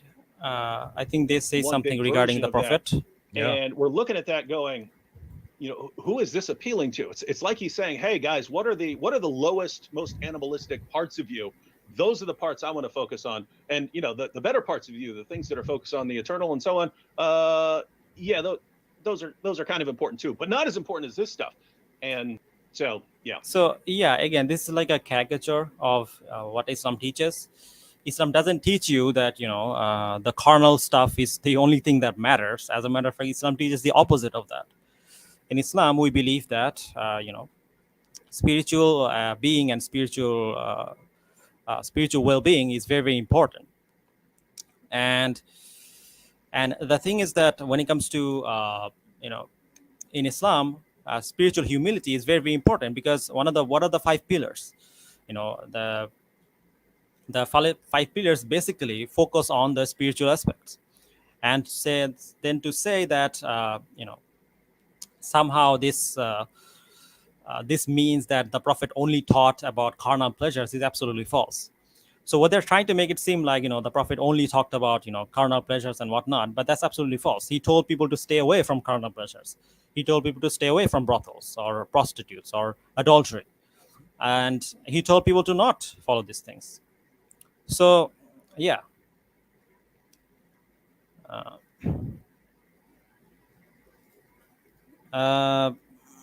It seems like, hold on.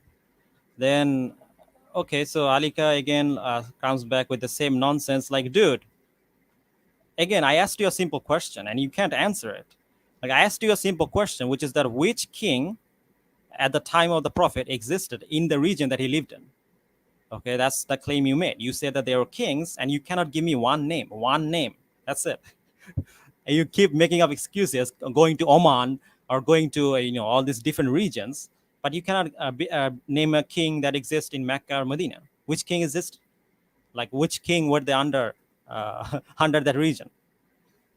So yeah. Anyway, but regardless, then Alika says Abad and Jaifar. Who's Abad and Jaifar? There's no Abad and Jaifar at that area where the Prophet lived in. Yes, Ibn Kabasha? Who's this?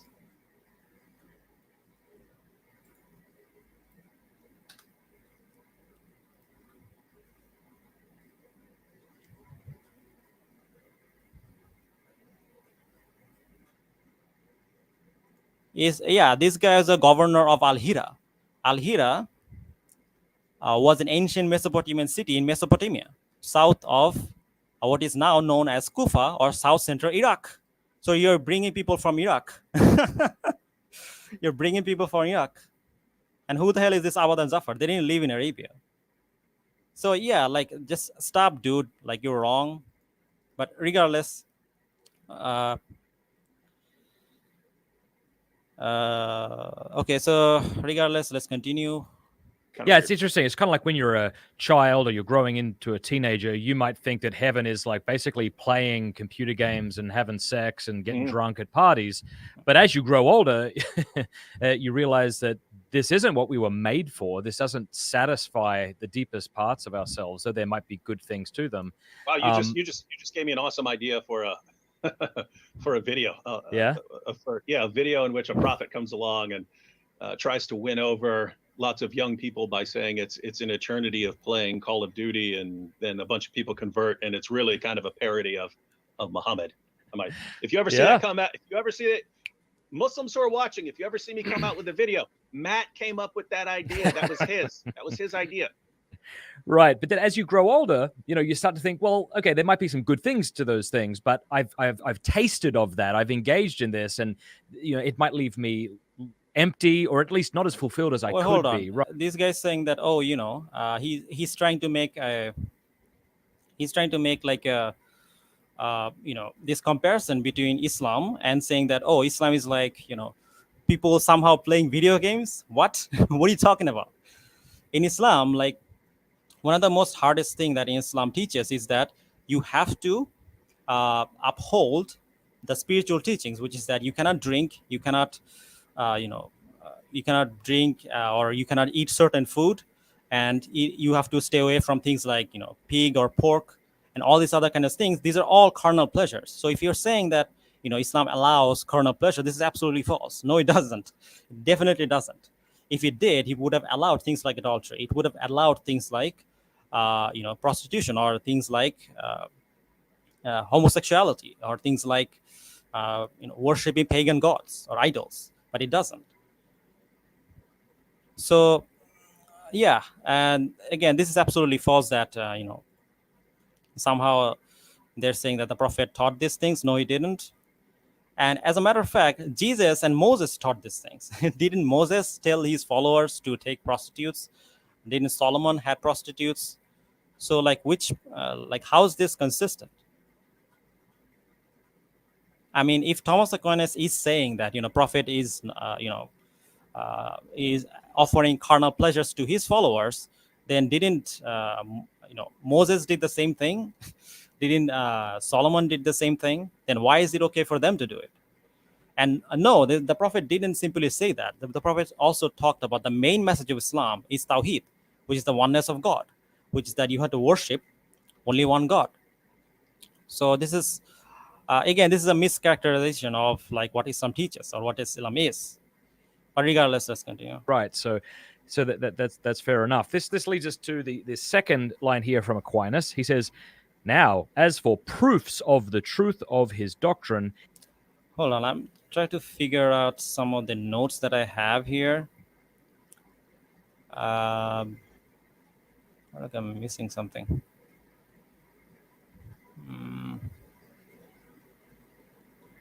Okay, so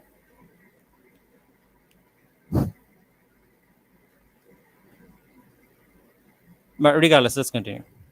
He brought forward only such as could be grasped by the natural ability of anyone with a very modest wisdom. Indeed, the truths that he taught, he mingled with many fables and with doctrines, excuse me, I'm put this a bit, of the greatest falsity. He did not... Fables. So Thomas Aquinas is saying that the prophet talked about fables. So are you saying that the story of Lot is a fable? Are you saying that the story of Moses is a fable? So are you saying that Christianity is false then? The Bible is teaching fables?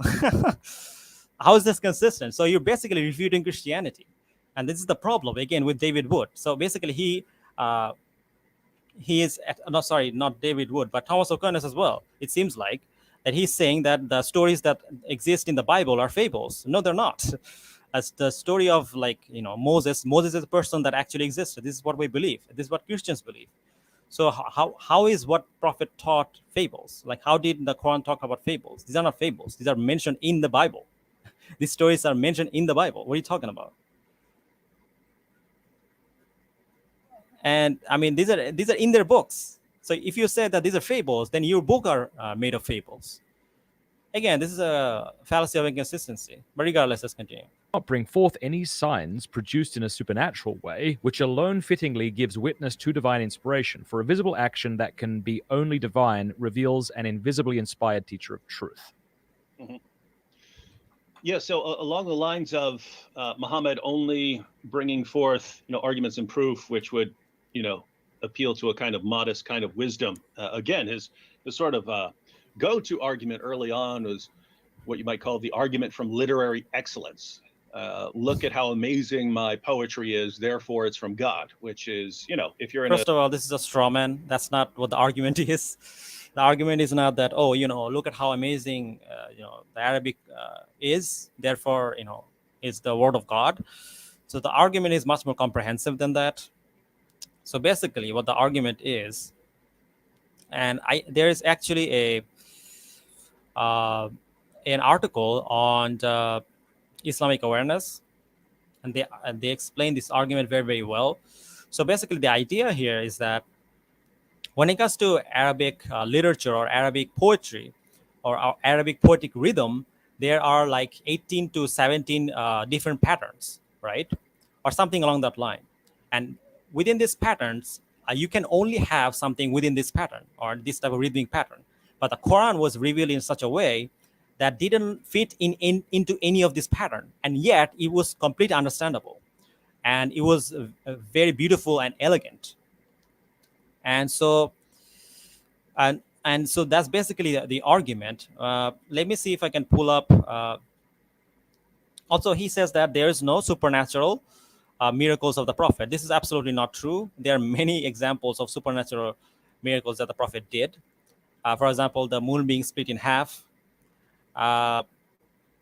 And then we have the situation of the Prophet ﷺ bringing forth water from, from his fingers, and he multiplied food during his lifetime. This is something that the companions of the Prophet saw. So no, the Prophet did have miracles. I mean, every criteria of prophethood that exists in the Bible are things that the Prophet did. Okay, he made prophecies that came true. He also did miracles that happened in front of everyone, and to the point where one of those prophecies, which is the whole thing about the fight between the Byzantines and the Romans, when they're going to who's going to win the war. It was predicted. The Quran predicts it, and when that prediction came true, a lot of non-Muslims actually converted to Islam. So these are all evidence of why Quran is the word of God, and these things convinced a lot of people. Then there's the evidence of the Prophet being mentioned in the Bible, and I already made a video on this. You guys can check it out. Some guys saying that Quran states Muhammad has 0 miracles. No, it doesn't. It doesn't say that anywhere. I don't know where you get this. By the way, brother MENJ, you really should have given me admin access, because I cannot ban some of these trolls. I wish I could make one of you guys admin, so you can ban these idiots. But sadly, I'm not in control, so I cannot do something about these comments. But just bear with them for a minute, and just ignore them. A society that really appreciates that, you might think, wow, this is really good stuff, or something like that. Whereas if you're thinking about it a little more, wait a minute, Mozart is great. It wouldn't make much sense to say, hey, look at how wonderful Mozart's music is, therefore it's the inspired music of God. Something strange about that. So you had points like that. You had throughout the Quran sort of appeals to natural theology, saying, hey, look at the world. This is obviously created by God. But yeah, if you're looking for supernatural signs, if you're looking for supernatural signs that would confirm him as a prophet, there things get much shakier. I'm trying to be careful here, because Muslims are going to disagree with this. Aquinas is right. Muhammad didn't come with any supernatural signs except the Quran. Really? Okay, let me share a few supernatural signs, since you're claiming this and you seem very confident about it. Okay. So let's share some supernatural signs, or some of the miracles that are done by the Prophet ﷺ, and we'll see how stupid this guy is. Okay, this is beyond stupid. And this is what he's teaching his Christian audience, right? Sorry, this is not this one. This one. Okay, all right. So you guys can see. Hold on, where's the?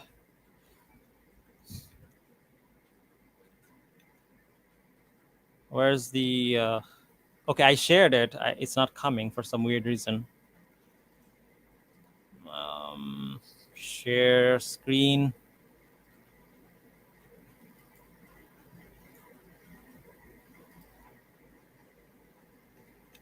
Okay, I don't know why, but when I share something, it basically take a while before it shows up. Okay, there we go. So let's read this hadith on miracles. This hadith is mentioned in Sahih al-Bukhari. It says, Abdullah ibn Masud reported, we were on a journey with the Messenger of Allah, peace and blessings be upon him. We ran short of water. The Prophet said, bring the remaining water. They brought a vessel with a little water in it. The Prophet placed his hand in the vessel, and he said, come to the blessed purification, a blessing from Allah. I saw the water emanating from between the Prophet's fingers, and we heard his food glorifying Allah as he ate it. So we really have situations where the Prophet ﷺ, made a dua to Allah subhanahu wa ta'ala, and water was literally flowing from his hand, right? I don't know about you, sounds supernatural to me. And David Wood is saying, oh, there's no supernatural things that the Prophet did. I mean, we really have stories. By the way, the ex-Muslims mock us Muslims because we believe things like, how foods would oftentimes talk, right? And these are things that are witnessed by companions of the Prophet. And these are supernatural things. Unless, like David Wood thinks that somehow foods can actually talk. I mean, oh my God. So yeah, this is absolutely false. And there are many other examples of the Prophet performing supernatural miracles. For example,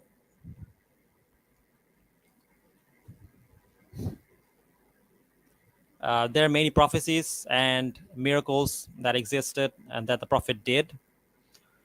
So yeah, this is absolutely false. Again, and again, this is the thing. David Wood loves to lie to his audience. And he loves to lie to his audience, and he acts as if like somehow the Prophet ﷺ did not do any supernatural miracles. But there are so many examples of the Prophet doing miracles. What are you talking about, dude? But anyway, let's continue. Quran, according to the Quran. According to the Quran, Muhammad's only miraculous sign was the Quran itself. Muslims today will reject that because they're believing later sources. And basically in the Hadith, you have all kinds of miracles of Muhammad. But, the Sirah literature starts more than a century after the time of Muhammad. And no, it doesn't. The Sirah literature, the Sirah literature literally dates back only like 30 to 40 years from the Prophet. That's when like also that we have manuscripts of Hadith from like only like 30 to 40 years after. So okay, so let's be consistent with this logic, right? So David Wood is saying because the Hadith literature comes like 30 to 40 years after the Prophet, or by the way, there was already an oral tradition. But let's say for the sake of argument, this is true, and let's say that the Hadith tradition it came later on, or the Sirah tradition came later on. Just because something comes later doesn't mean it's false. I mean, if that is the logic you want to go by, then the first thing you have to reject is the Bible. Okay, I mean, how long after Moses lived was the Old Testament written? I mean, the oldest like manuscript or the copy of the Testament is from the actually I have it here. Let me share it. The oldest manuscript of the Old Testament is from the 1st century. And this is the Old Testament, Hebrew Bible. Okay, let me share the screen. Yeah, you can go to Wikipedia and they will literally show you that one of the oldest one is from the 1st century. So what happened? Are you saying that Moses lived at the 1st century? No, Moses lived long before Jesus. So if you live long before Jesus and you're rejecting our sources because they come 10 to 20 years after, and yet you're fine with the Bible, which comes thousands of years after, then how is this consistent? Here, look at this list of Hebrew Bible manuscripts. And one of the oldest is this one, from Masoretic text, Masoretic from the second temple period, which is from the 1st century, which is long after, thousands of years after Moses came or Solomon came. So why is it that you Christians are fine with these manuscripts, but you have a problem with our entire books that only comes 10 to 20 years after? How is this consistent? Doesn't make any sense. But again, and this is the thing, again, this is a fallacy. This is a fallacy of inconsistency. They cannot be consistent. And now the thing is that we have manuscripts from the time of the Prophet. Like if you go to Islamic Awareness, they have all the manuscript. They listed all the manuscript of, all the different hadith, all the different Quran verses, and and all these other different things. They have all these manuscripts, and you can go to Islamic Awareness, and you will see that from the 1st century alone, we have most of the Quranic manuscripts, almost 90% of it. And when it comes to hadith literature, The hadith literature literally dates back, the earliest hadith literature literally dates back to 30 to 40 years. And they have the manuscript. You can go to islamicawareness.com. Mu'tamalik especially is from the 7th century, at the time when Imam Malik lived. So yeah, these are very early copies. These are not like some kind of thousands or hundreds of years. No, these are only manuscripts that came from like 20 to 30 years. And we even have sahifas from the time of the Prophet. When we have this manuscript, we even have rock inscriptions that talks about events that happened in the hadith that dates back to the time of the Prophet, or at the time of Uthman radiallahu anhu, right? And yeah, and another thing, Brother Ilyas Khalil says Sahifa Hammam ibn Muawiyah is the earliest hadith collection. It was compiled by an Islamic scholar, Hammam ibn Muawiyah, who was one of the Tabi, and he was born in 652. Yeah, exactly. He was born in 652.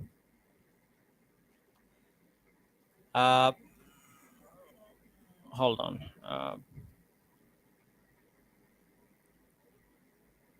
Okay, hold on. I need to check something.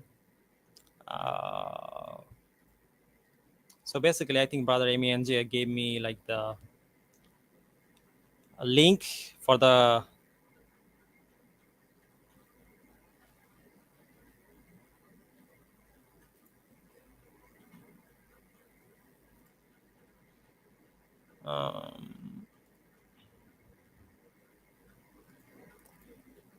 hold on. I need to check something.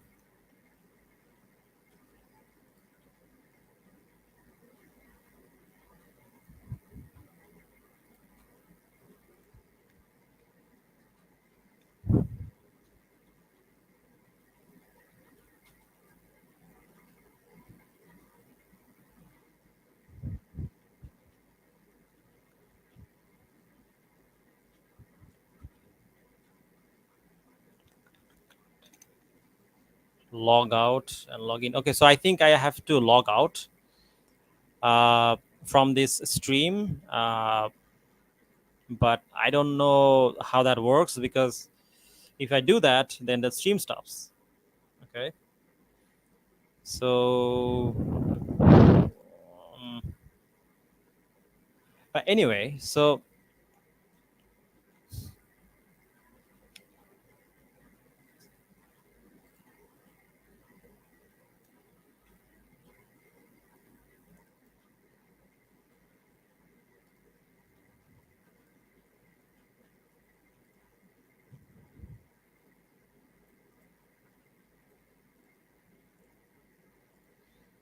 oh, sorry, shit.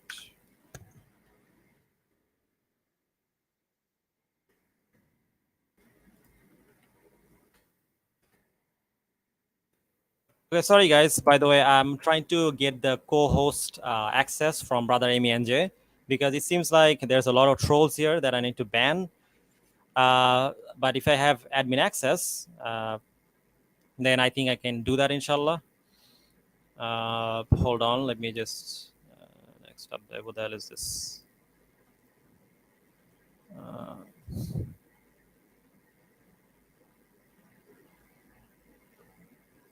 Studio.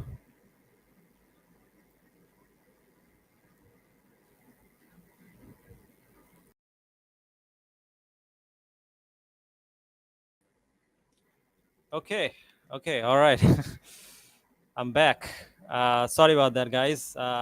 So basically, I was trying to get like so the first order of business is I need to make some of you guys the wait, why can't I ban people here?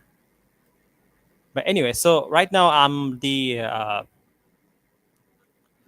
sorry for taking so long, but basically I was trying to figure out the admin access, and now I have it, inshallah, hopefully. So now let's get back to the stream. Share the screen. False prophet. Okay, here we go. Let's go, inshallah.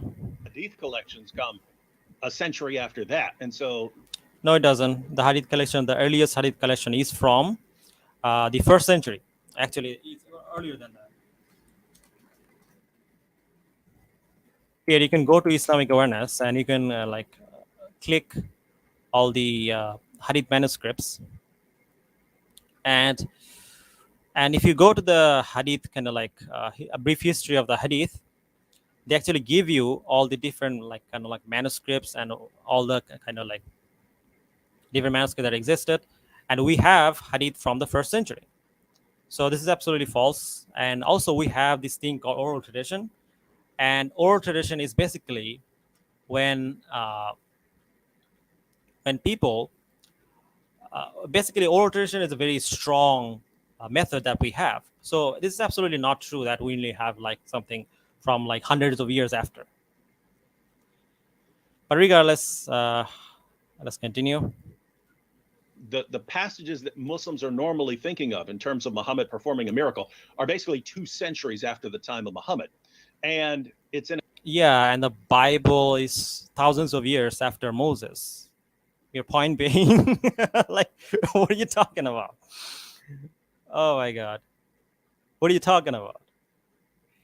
Like, the Bible is literally from thousands of years after. Like, if this is the case, that just because something came after, therefore it's false, then we have to reject, like, we have to reject, the Einstein's theory of relativity, because, his theory came later than the other theories that came before. So again, just because something comes later doesn't mean it's false. It depends based on, how reliable the evidence is, right? It's not based on how old it is or like whether it comes earlier or later. And so, but anyway, regardless, let's continue. a context where Muslims So if you're saying that just because something is old, therefore, it's more reliable, then there are many like kind of like, there are many like books that predates the Bible. From the Vedas are from thousands of years before the Bible. Is the Vedas true? Is there many gods? Is Hinduism true? Because all the Hindu religious texts are from before the Bible. So if this is the case, that the earliest texts that we have are reliable, then you should accept Vedas. But that's obviously not true. Just because something comes early doesn't necessarily mean it's true, or just because something comes later doesn't necessarily mean it's false. It depends, right? Like, for example, the hadith tradition we have is something that we can falsify. We can literally falsify it. We can falsify and see ourselves whether these reports are reliable or not. And the scholars have done the work. They have done the work, and they have realized that this is the reports that they accept as true are the most reliable. These are things that are seen by completely different people. Like, for example, if like 100 people all say that something happened, and then there's one person who says that, oh, it didn't happen, then which is more likely? It's more likely that these 100 people, when they're saying that this is something that happened, is very likely to have happened. And this is a completely perfectly acceptable historical method. And we have so many different methods that hadith needs to go through before it's even accepted. So yeah, again, this is absolutely, it's a non sequitur basically. So basically he's saying that just because we don't have just because something comes early, therefore it's reliable. It's absolutely false. No, it's not. Same way, just because something comes later doesn't mean it's unreliable. But regardless, let's continue. Been going out talking to Jews and Christians saying, hey, you need to believe in our prophet. And Jews and Christians would say, what miracles did he perform? And I'm saying, none. It's just the Quran. Look at the lovely Arabic calligraphy. And that this is a straw man. By the way, I don't know why. But hold on, let me just make someone an admin here, because the chat is going nuts. I think it's okay, brother Chamal Awari. You are a Muslim, I think, right?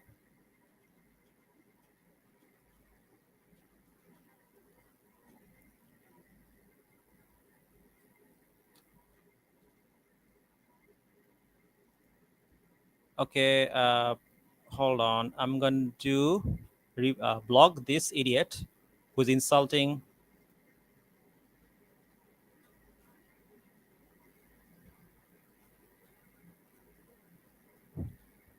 Okay, but how do I make someone a mod?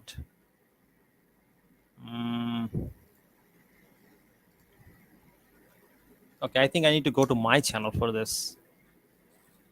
Sorry about the the kind of like distractions, but the chats are going crazy.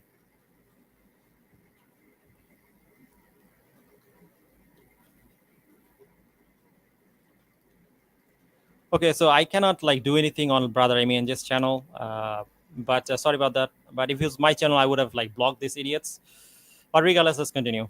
Persuasive to Jews and Christians at all. You know, the Jews are thinking, wait, Moses parted the Red Sea. What'd your guy do? Wrote, you know, well, he couldn't even write. Yeah, he split the moon. He split the moon, which is way bigger than anything Moses did. Right, but you eventually wrote it. What is this mess? And Christians are thinking, well, Jesus walked on water and, you know, raised the dead. What did your guy do? He came out with a book, so that's weird. Anyway, long story short, people started coming out with all kinds of miracle stories of Muhammad. You know, people were thirsty, he shoots water out of his fingers, things like that. So the stories are late, but you have to really, again, just because the stories are, even if this is true, which is not, because we have manuscripts that dates back to the time of the prophet, or very early, very close to the time of the prophet. And also we have a way of falsifying these reports, makes it very reliable, makes these reports very, very reliable. So saying that, you know, just because even if this is the case, that these reports came later, doesn't mean it's false, because we can falsify it. Other books and other scholars who have done separate work also collected these reports, and they all agree these are, you know, reliable reports. We have an entire science where we can use and falsify these reports. That's what makes it reliable. Okay, it's not just, oh, you know, we found a manuscript from thousands of years earlier, and therefore it's reliable. No, that's not how it works. Maria, let's just continue. Press this issue with Muslims. You have to go through the Quran and show all the passages where over and over and over again Muhammad is challenged on why he can't perform any miracles. And the answers are, well, people in the past were given miracles and they didn't believe them. Or, you know, isn't it enough that I brought the Quran? That's all you need. And so it's always Allah. And keep in mind, this is the word of Allah. Allah is constantly offering excuses and explanations as to why Muhammad can't perform any miracles like prophets came before him. And okay, so I'm gonna speed it up, so we can go through this faster, because I actually have a few other things to attend to. Only makes sense if Muhammad wasn't performing miracles, right? It doesn't make any sense if people say, hey, why can't Muhammad perform miracles? It doesn't make any sense to say, because, you know, earlier generations saw miracles and they didn't see them. The response, if Muhammad were actually doing these miracles that we read about in later Muslim sources, the response should have been, what are you talking about? He's performing miracles all the time. But that's what you don't find out. Now, the couple of exceptions here are that Muslims will say that the Quran talks about Muhammad's night journey, where he's taken supernaturally to Jerusalem to, you know, visit the heavens and so on. But problem there is, even according to Muslim passages, I mean, even according to later Muslim commentaries and hadith collections that comment on the night journey, it was some sort of vision. He wasn't physically taken there. He was in his bed. So there's no way to verify that the Quran is claiming anything miraculous about that, in the sense that we're thinking about miracles. And the other is you have the claim that Muhammad split the moon, but the Quran itself, so that in the hadith you have this claim that Muhammad split the moon in half and that everyone saw it and that this was a miracle. In the Quran, there's a vague passage that says, you know, talks about the end and it says the moon is split asunder, and they say, that's a miracle. Problem is, in the actual Quran passage, it doesn't say anything about Muhammad doing anything, or this having anything to do with Muhammad. And if you even, this is so dumb. Like, are you serious? Are you serious? Like, it is literally mentioned in the Quran, and he's saying it's not about Prophet Sallallahu. Okay, let me share the commentary of Tabari, Imam Tabari, and this is what he said. And Imam Tabari actually quotes a hadith. Now, obviously, it's in Arabic, so I'm going to translate it for you guys. Here we go. Okay, here we go. So this is the commentary of Imam Tabari, and he actually quotes a hadith, and the hadith mentions that this event happened in relation to Prophet Sallallahu, right? So basically, the pagans asked the Prophet to perform a miracle, and the Prophet Sallallahu, you know, performed a miracle. You know, imagine that. So yeah, and again, Imam Tabari's tafsir is one of the earliest, and he quotes his narrations to the Prophet, and he gives all these different quotations of all these different early scholars who all agreed that this is talking about the Prophet performing the miracle. It's mentioned in Bukhari. So yeah, it's the verse is about the verse is 54:1, Quran 54:1, and it's talking about. Let me see.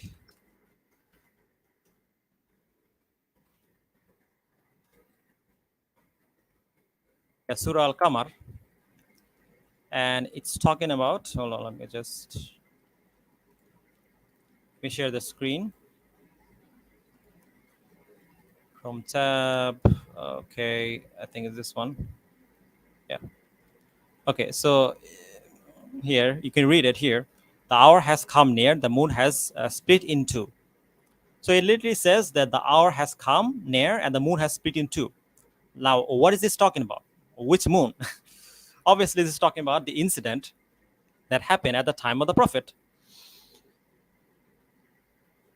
So, yeah, this is talking about the time of the prophet. And I can quote you guys what Imam Tabari said. Let me show you guys.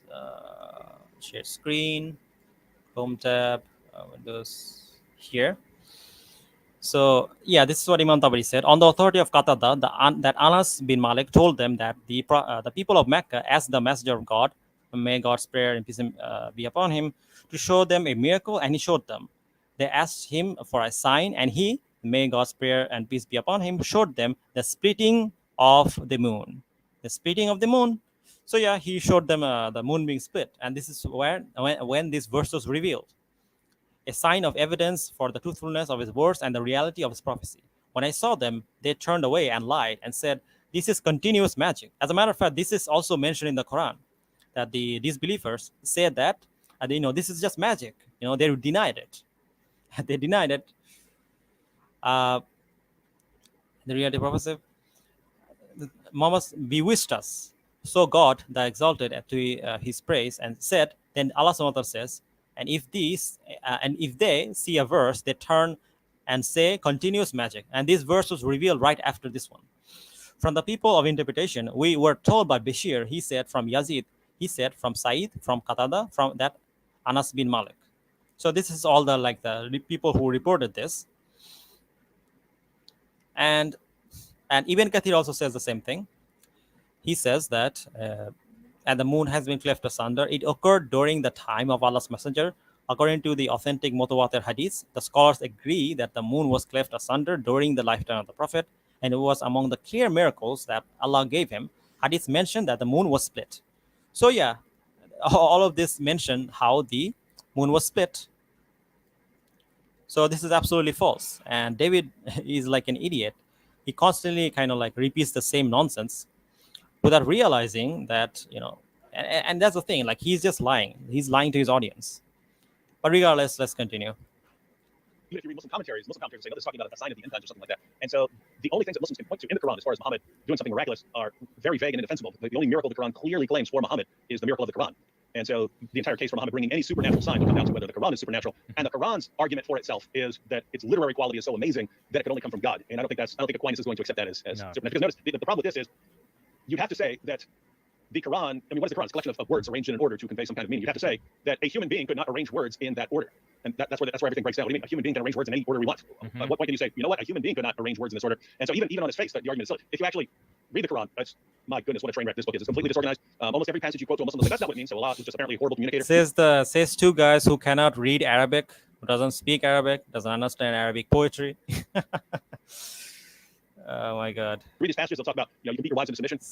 So yeah, these guys are Muslims. What does that mean? They say, what it really means is something completely different. And so it's just this constant. Allah couldn't say what he meant, and it's all disorganized, and you can't figure out which passage cancels out this other passage. You don't know the historical background, the historical context. You can't understand it. The idea that this is so amazing that it can only come from God. Yeah, I can see why Aquinas would think that Muhammad didn't come with any super. Again, this is a straw man. That's not the argument. The argument is that the Arabic is so amazing, therefore it must be from God. That's not the argument. So I'm gonna share something with you guys from Islamic Awareness again, and they basically explain the argument. And if you guys see the argument, you will understand why the Quran is the word of God. Let me share the screen. Where is it? Here we go. So Abdul Rahim Green actually explains this argument, and he says that these are the 16 al-bihar, literally the seas, so-called, because of the way the poem moves. According to its rhythmic patterns, al-tawil, al-basit, al-wafir, al-kamil, al-rajis, al-kafir, al-kafif, al-hajaj, al-mutakarib, al-munsari, al-muqtatab, al-muqtadarak, al-madid, al-musta, al-ramal, al-kabab, and al-sariya. So the challenge is to produce in Arabic 3 lines that do not fall into one of these 16 bihar, that is not rhyming prose, nor like the speech of soothsayers, and not normal speech. That it should contain at least a comprehensible meaning and rhetoric, i.e., not gobbledygook. Now, I think at least the Christians, Holy Spirit, that makes you talk in tongues, part of your triunity of God, should be able to inspire one of you with that. So basically, to explain this, let me read further. It says, to begin with, the Arabic language and Arab speech were divided into branches. One of them is rhymed poetry. It is a speech with meter and rhyme, which means every line of it ends upon a definite letter, which is called the rhyme. The rhymed poetry is again divided into meters of what is called as al-bihar, literally meaning the seas. This is so-called that is so-called because of the way poetry moves according to the rhythmic patterns. There are 16 rhythmic patterns, and these are the ones I mentioned. So basically what happened is that the challenge is, when it comes to the Quran was revealed in a pattern that was not part of the 16 pattern that already existed. And if you want try to bring something something like the Quran, you have to bring it without using any of the 16 patterns. And it cannot be like normal speech. It also cannot be like how the soothsayers used to speak, right? And so far, no one has been able to do that. Which, in theory, if this was such an easy task, anyone should be able to do it. But again, no one has been able to do it because it's not logically possible, because there are only 16 prose. And yet the Quran was not revealed in any of these 16 prose, and yet it makes perfect sense. So, and it is extremely poetic or extremely rhythmic. And anyone who reads the Quran understands that, or speaks Arabic understands that. So yeah, and so the argument here is basically this. When you look at this situation and you see that when you have there can only be a few logical options, right? Now the thing is that the Prophet was not a poet. He didn't know poetry. Like, he had no experience with rhythmic patterns or any of this nonsense, right? So how is it that someone from 7th century or 6th century is able to come up with something like this, when in reality, I think brother MENJ is back. Bro, are you there? Are you there? Okay, I think he's not here. But anyway, so the argument here is that what is more likely, that a person with no experience or background in poetry wrote something so incredible that is considered a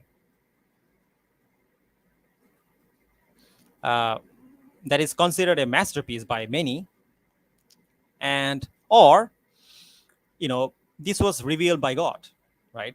So either it was written by a guy who doesn't know anything about poetry and who wrote a masterpiece, or it was revealed by God. It's more likely that it's revealed by God, because the other option makes no sense. And that's the argument. So no, the argument isn't that, it's just sounds amazing, therefore it must be from God. No, it's not. Okay. But regardless, let's continue. Let me share the screen. And that's basically the argument. And a lot of people kind of like misunderstands this argument because they don't know Arabic, or they don't understand what rhythmic prose actually are. So again, I highly recommend you guys to check out the article by Islamic Awareness. They explain it really, really well. So inshallah, if you guys read it, I think it will be very, very clear. But regardless, let's continue. Supernatural signs and miracles. This also, there should be a name for this fallacy. Maybe you know of it. The sort of heads I win, tails you lose fallacy, where it's essentially, don't you see, this proves God is the author of it because it's so beautiful. And if I agree with you, then you win. But if I disagree with you, well, the problem. No, this is not a fallacy. Again, does these people not know how logical fallacies work? Logical fallacies are fallacies when the argument doesn't follow. Which part of the argument doesn't follow? I mean, you only have certain logical options, right? Either this Quran, which is in a miraculous where it has a style that was not available at the time of the Prophet, and a person who has no experience in Arabic poetry came up with that, and all of a sudden overnight produced this kind of like masterpiece. Or is it more likely that it's from God? Now someone could argue, well, what if some other poet wrote it? No, so no other poet wrote it because there's no evidence for it. Again, that then you will be committing the burden of proof fallacy. You have to have burden of proof, and there's no evidence that it was written by someone else. This is from the prophet because it is tested by all the different people that existed at the time. So it is from the prophet, and then it doesn't make any logical sense to say that someone who has no experience in poetry is going to produce something, a masterpiece like this. So when you have exhausted all the logical options, the only option that makes the most sense is the one that says that it's from God. That's it. Because and it's a very logical thing. There's no fallacy here. Problem's not with the text. The problem must be with you because you're not sophisticated enough to see just how brilliant it is. I'm sure that's Again, this is a straw man. No one is saying that. No one is saying that. So the argument is, again, you have a bunch of logical options and none of them make sense other than the one where it says that. So basically this is abductive reasoning, right? And abductive reasoning are not fallacious. This idiot is saying that the abductive reasoning is fallacious. It's not fallacious. But regardless, let's continue. part of what you get. And that's the thing. Muslims set themselves up as the judges of this contest, right? When, according to the Quran, No, you can go to any Arabic expert in prose and they'll tell you the same thing. As a matter of fact, many orator scholars have also said the same thing. it's a challenge for unbelievers. You see if you can produce something like this, and if you can't, you have to acknowledge that it's the word of God.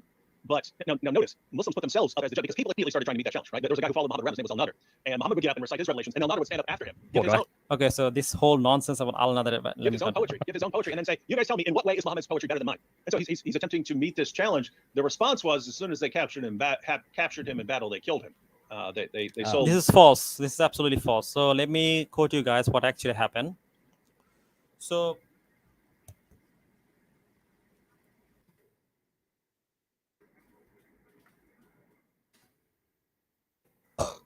sorry about that. Let me share the screen. So basically, you can find this story in Ibn Kathir's tafsir. Where is it? There we go. So basically, the story is about Al-Nadir, a guy called Al-Nadir, or Nadir, I think. Let me find the story. Where is it? Okay, here it is.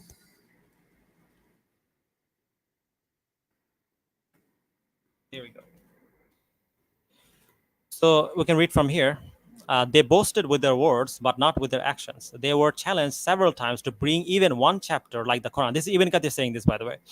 And they had no way to meet this challenge. They only boasted in order to deceive themselves and those who followed their falsehood. It was said that Al-Nadir bin Al-Harith. By the way, I don't know if this hadith is actually authentic or not. So if there's any kind of hadith scholar or someone expert in hadith who can tell me whether this hadith is reliable or not, because it could be a weak hadith, but regardless, let's continue. It was said that Al-Nadir bin Al-Harith, may Allah curse him, was the one who said this. According to Sa'id bin Zubair, Al-Suddi, Ibn Jurayz, and others, Al-Nadir visited Persia and learned the stories of some Persian kings, such as Rustam and Ishfandar. When he went back to Mecca, he found that the Prophet was sent from Allah and reciting the Quran to the people. Whenever the Prophet would leave an audience in which Al-Nadir was sitting, Al-Nadir began narrating to them the stories that he learned in Persia, proclaiming afterwards, "Who, by Allah, has better tales to narrate, I or Muhammad?" When Allah allowed the Muslims to capture Al-Nadir, the Messenger of Allah commanded that his head be cut off. So basically, the reason he was killed is because he was a political enemy. He was helping the opposition. Now, as for so this is absolutely false. So basically, David Wood says that the reason he was trying to meet the challenge of the Quran, but no, he didn't meet the challenge of the Quran because he was simply narrating stories that he heard.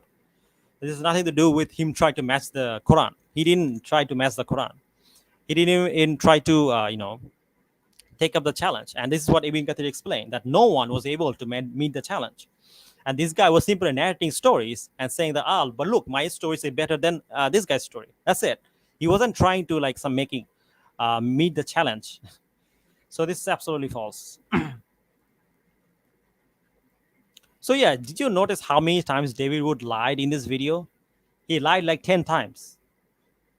But regardless, let's continue.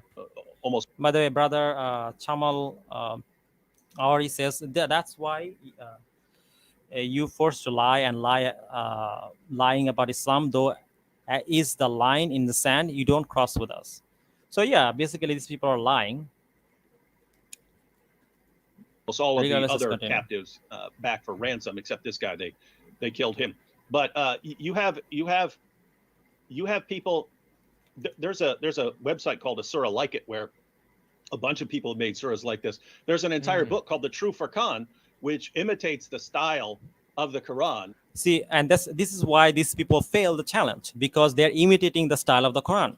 They're not actually bringing something new to the table, and that's what the Quran demands. The Quran says, bring something like it, meaning something unique like the Quran, right?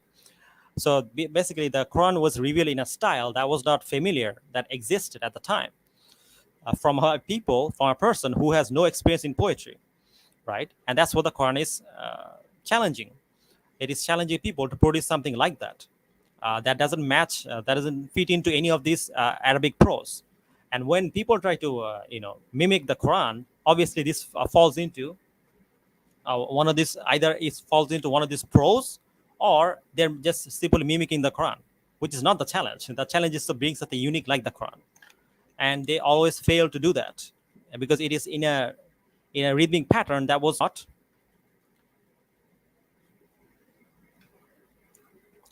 completely unique to the Quran itself.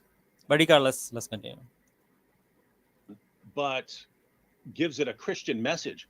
Ooh. And there have been people who will stand up on a bus in the Middle East and open the True Furqan and read from it. And Muslims are getting off the bus going, thank you for reading the Quran to us today. So they apparently can't tell the difference. And so, yeah, the bottom line is they say, hey, here's the miracle. And if you say, that doesn't sound all that impressive to me, it doesn't sound like something that a human being couldn't come up with, they say, you're not sophisticated enough to understand it, or you're... Again, this is not the argument.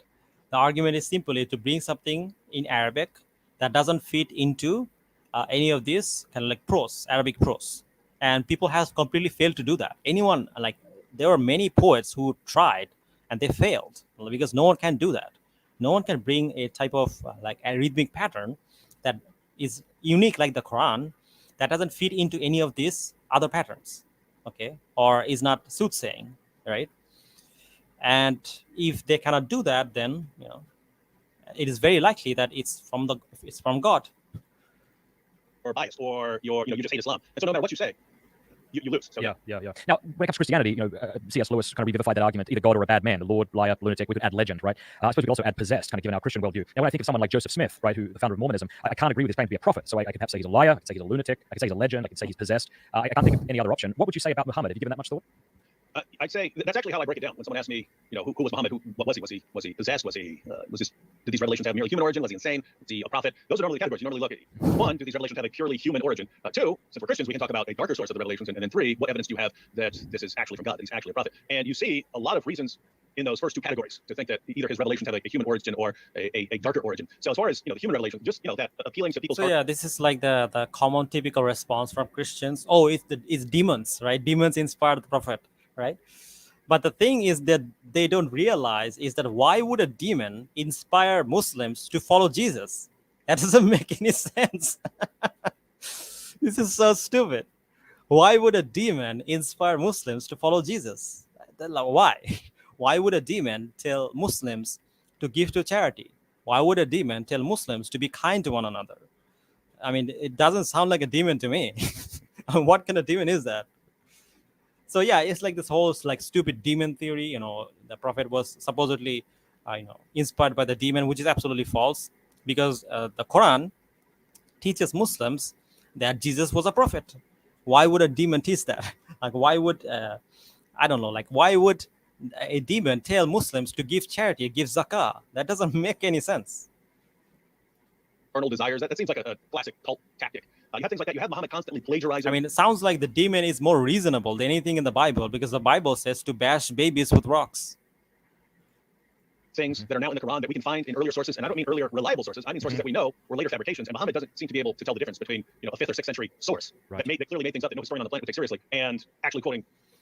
Again, this is circular reasoning, because he's assuming that Christianity is true and the current biblical narrative is also true, which is false. I mean, we have no reason to think that. I mean, the manuscript of the Bible that we have is from the 1st century, which is like thousands of years after Moses lived. And we have no idea who wrote this. So why would we think that this is from God? Again, doesn't make any sense. And you're saying this is reliable, but books that we have that dates back to very close to the time of the prophet, that we have an oral chain which we can use to prove that this is one of the prophet, and we know who wrote them, who narrated them. You're saying that this is not reliable. Again, this is completely inconsistent.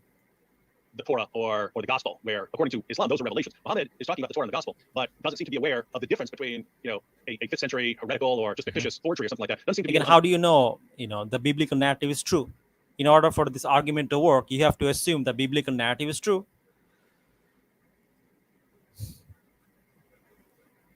But regardless, understand the difference between that and the actual Torah and gospel. And so, as far as human origin, just he's getting these sources from places where we know the source. We know this comes from the Arabic infancy gospel. We know where this comes from. We know where that comes from. Looks like he's just taking these things and incorporating them into his religion. A lot of the. So yeah, this is another thing that the Christians and enemies of Islam bring, which is that they will say that the prophet is just reading from different sources. That's how you know, right? And this is an objection that a lot of ex-Muslims and atheists bring as well. But this is a bad argument, and I'll tell you why. It's a bad argument because the prophet was illiterate. Okay, he didn't have a lot of sources. He couldn't read. He couldn't read. How would he go around reading all these tales of different people that are not even known at the time? He was not a learned man, and there's no evidence that he ever did any type of research or any type of reading that where he could have gotten this information from. And if you claim that he did, then where's the evidence? Because there's none. So you're claiming something without any evidence, and you're claiming that somehow this disproves Islam. And yet, when it comes to Christianity, we have a bunch of stories which we have no idea who it came from, and you're saying this is reliable. What a joke. Just weird teachings he has, if a fly falls into your food, make sure you dunk the fly because one wing has a disease, but the other wing has the cure for the disease.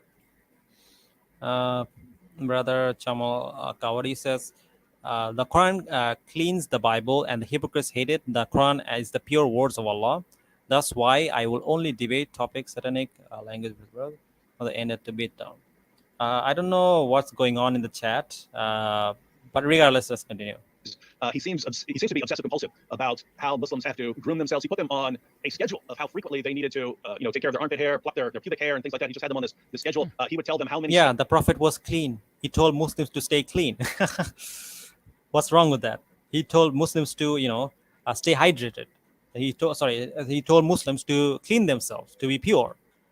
Why is that a bad thing? He's trying to make it seem these are bad things. Washing your hand is a bad thing. Stupid. Stones they had to wipe themselves with after they go to the bathroom. He would tell them which foot to step into the bathroom first. He would tell them how they had to go to the bathroom. You have to squat to pee and things like that. So just it seems like obsessive compulsive. So it seems like a problem there. So you look at that kind of stuff and you say, this just looks like a guy who had some issues, and he's there in 7th century Arabia. Hold on. I mean, doesn't the Bible say that Christian women cannot show their hair, and the Bible also has this type of rulings? Does that mean the author of the Bible was compulsive or obsessive? Yeah, and you take everything that's going on around him in 7th century Arabia. You had the pagans and their religious practices, which were things like taking a pilgrimage to the Kaaba, walking circles around the Kaaba, bowing down to the Kaaba. They had those practices. You've got teachings of various heretical Christian groups, because I think it was Justinian, the Roman Emperor, had expelled heretics, and a lot of them went to the Middle East. And so a lot of heretical people with weird books came to the Middle East. For example, let me just share with you guys some verse of the Bible to show you that it's so obvious that the Bible is written by a man rather than some kind of divine book. Let me share it with you guys. Screen. Here we go. Here in Genesis 2, verse 2 to 3, it says, "And on the 7th day, God ended his work, which he had done, and he rested on the 7th day from all his hard work, from all his work, which he had done." Okay, the God blessed the 7th day and sanctioned it because in it he rested from all his work, which God had created and made. So basically, it's saying that God, he rested on the 7th day. Now, why on earth would God need to rest? What is he having, insomnia or something? Why is he tired? It doesn't make any sense. So, I mean, what is more likely, that the book that says that God needs to rest is from God, or or the fact that these passages that says that God needs to rest are corrupted and were actually added by human beings? It's more likely that it's from human beings, right? So yeah, that's the point. Like, there's so many things in the Bible that clearly shows that Bible is written by people. It's not word of God. And these people are telling us that we have to accept it over the Quran, which is clearly the word of God, which no one can match the in Arabic. And they're saying that this is not word of God, but the one that says that God needed to rest, that's word of God. Doesn't make any sense. And then you have, of course, Jewish monotheism and the claims of not only the Torah, but also the what became the teachings of the Talmud and so on. You find all of these. It's like Muhammad took all of this and rolled it up into a big ball and said, "This is the new religion." So all of that looks like a human origin. But when you get into spiritual stuff, as Christians, we would say, well, you had Jesus and he taught various things, and his disciples were with him for a few years. Let's but move ahead a so bit. that's the takeaway message according to the apostles. But we're also told false teachers, false blah. prophets are going to arise. What are they going to do? They're obviously going to lead you away from that. And then you get down to the time of Muhammad, and you look at Muhammad's. So the Christian perspective would be, my goodness, we've been waiting for you, because you're like the ultimate perfect example of a false prophet. Agree with you on all kinds of things, except the very heart of the gospel, and then try to lead people and keep people away from that heart of the gospel. So that doesn't seem to. So this is really funny, because they're saying that the prophet was a false prophet, but the criteria that you're using to call the prophet a false prophet also applies to Jesus. It also applies to Moses. It also applies to all the biblical prophets. So are you saying that they're all false prophets? Like, and another thing I forgot to mention, in the Bible, it says that God the Father is perfect, but we see throughout the Bible that God died. If he died, then how can he be perfect, right? Let me share the screen. Yeah, here it says in Matthew 5:48, "Be perfect, therefore, as your heavenly Father is perfect." But he clearly isn't perfect, because he's making things and forgetting what to do. He's creating things and getting tired. If he's getting tired, then how is he perfect? Again, doesn't make any sense. But regardless, let's continue. Random absorbing teachings actually seems like the Blah, classic blah, perspective on a false prophet. Antichrist, Yeah. And then in addition to that, you've got some spiritual issues. You might say that Muhammad, when he first starts receiving revelations in the cave, his first impression was that he was demon possessed. So Right. he becomes demon possessed. He tries to hurl himself off a cliff. Again, with the demon argument, absolutely stupid. I already covered this. I mean, no demon in the world will tell people to follow Jesus or give charity, but that's what the Quran commands of us, right? To be kind to people, to nice to people. So yeah, this is absolutely false. The demon hypothesis is absolutely false, and I've proven that. Now pray to the pagan goddesses of his tribe, and you're good, because they're just going to carry your prayers to Allah. So Allah's still supreme. They're just these extra goddesses. And so he delivered this to his followers. His followers bowed down in honor of the new revelation, and the pagans bowed down in honor of the revelation too, because they were excited that Muhammad was now promoting their goddesses. Oh yeah, it's the whole satanic verses, right? Again, the satanic verses is based on a fabricated hadith. This is well established within Islamic scholarship. So this has no basis. This is based on a false premise. So yeah, Comes back a little later, rubbish. the devil tricked me into doing that. Again, just kind of seems that people shouldn't be able to take you out like that, just by getting a hair from your hairbrush. Then you have the way that Muhammad is receiving his revelations. I mean, it sounds like something out of The Exorcist when he's being inspired. He'd be on the floor, his face will turn red, he starts pouring down sweat, stuff like this as he's receiving his revelation. I mean, dude, the way Jesus died, I mean, if Jesus did die, because you guys believe that Jesus died, right? I mean, and the way he died honestly sounds like God punishing someone, right? If this is true, that Jesus died as you guys believe, then the way he died is so humiliating that honestly, if someone believes that God is actually punishing this false prophet, you'll be completely legitimate. Which is why in Islam we don't believe that Jesus died.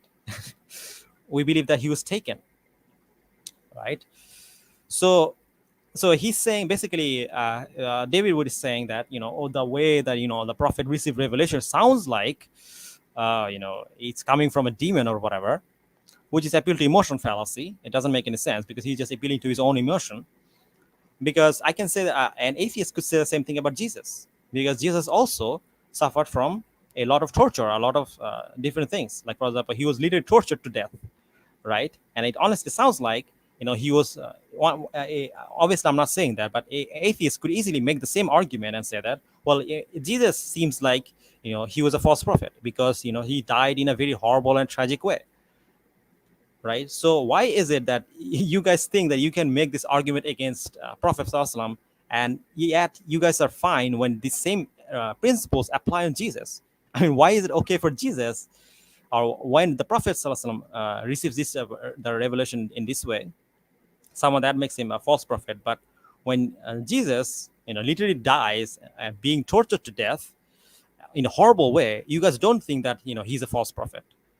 Like, it's completely inconsistent. This is why, and I keep telling Christians, do not use this argument. These are bad arguments. Guys, just stop. Okay, David Wood is constantly giving you guys ammunitions to shoot yourself in the foot, because everything that you try to apply to the prophet applies to Jesus or applies to Moses. Okay, so again, just be consistent.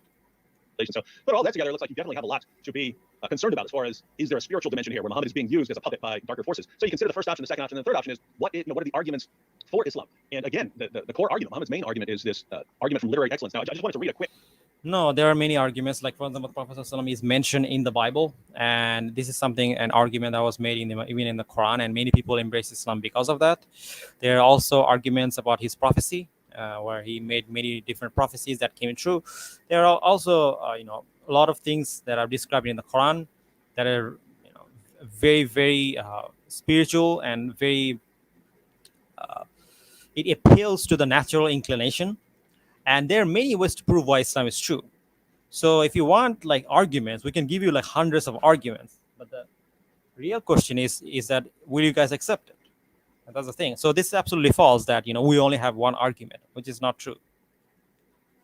Short chapter of the Quran to show people what we mean here when we talk about the Quran challenging people to bring a single chapter, like one chapter. Blah, fans blah, of Eminem blah. or something coming on saying Eminem's raps are the inspired raps of God. And Blah, blah, blah. Again, strawmanning the argument. Muhammad forced others to become his followers by the violence of his arms. Now, I just want to pause a moment, because as I'm reading this, I have no doubt that we're going to have some viewers who are like, how could you possibly speak this way about our Muslim friends? And I guess I'm just kind of curious as to where this comes from. It might be a sort of religious indifferentism that we kind of fall into. Basically all religions teach the same thing. Maybe it's because we've witnessed legitimate discrimination and bigotry towards our Muslim friends. I guess I'm just kind of curious as to where this comes from. It might be Okay, so from the beginning. Those who believed in him were brutal men and desert wanderers, utterly ignorant of all divine teachings, through whose numbers Muhammad forced others to become his followers by the violence of his arms. Now, yeah, you can literally say the same thing about Moses. The people who followed Moses literally dashed babies with rocks. I mean, did you not read the Old Testament? What are you talking about? Moses took sex slaves. Moses destroyed entire people. What are you talking about? The same criticism that you have of the prophet, you can throw them against Moses. Again, this is a bad argument. Like I said, this is special pleading. They're making a special case for Islam, when in reality, this also applies to their own religion. By the way, speaking of which, Jesus was actually tempted by the devil. And this is something I forgot to mention, but let me just show you guys. Here we go.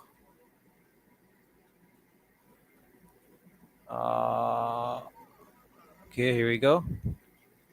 Here it says in Matthew 4:11, Satan tempts Jesus.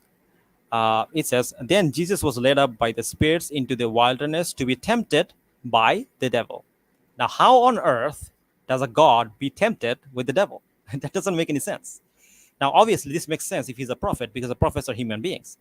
So even if for the sake of argument, we were to say that, Prophet ﷺ, for example, how he was saying that, the hadith about the satanic verses, obviously it's a weak hadith, it's fabricated hadith. But even if for the sake of argument, I said that the hadith is authentic, it still wouldn't disprove the Prophet ﷺ's prophethood, because just because someone is a prophet doesn't mean they can be tempted by the devil. I mean, Jesus himself here was tempted by the devil, right? And he's supposed to be a God. So, and if he's actually a God, then this doesn't make any sense. I mean, how can God be tempted by the devil? It means that devil actually overpowers God, which doesn't make any sense. It doesn't make any sense. And you're saying that this is the word of God? This guy's God?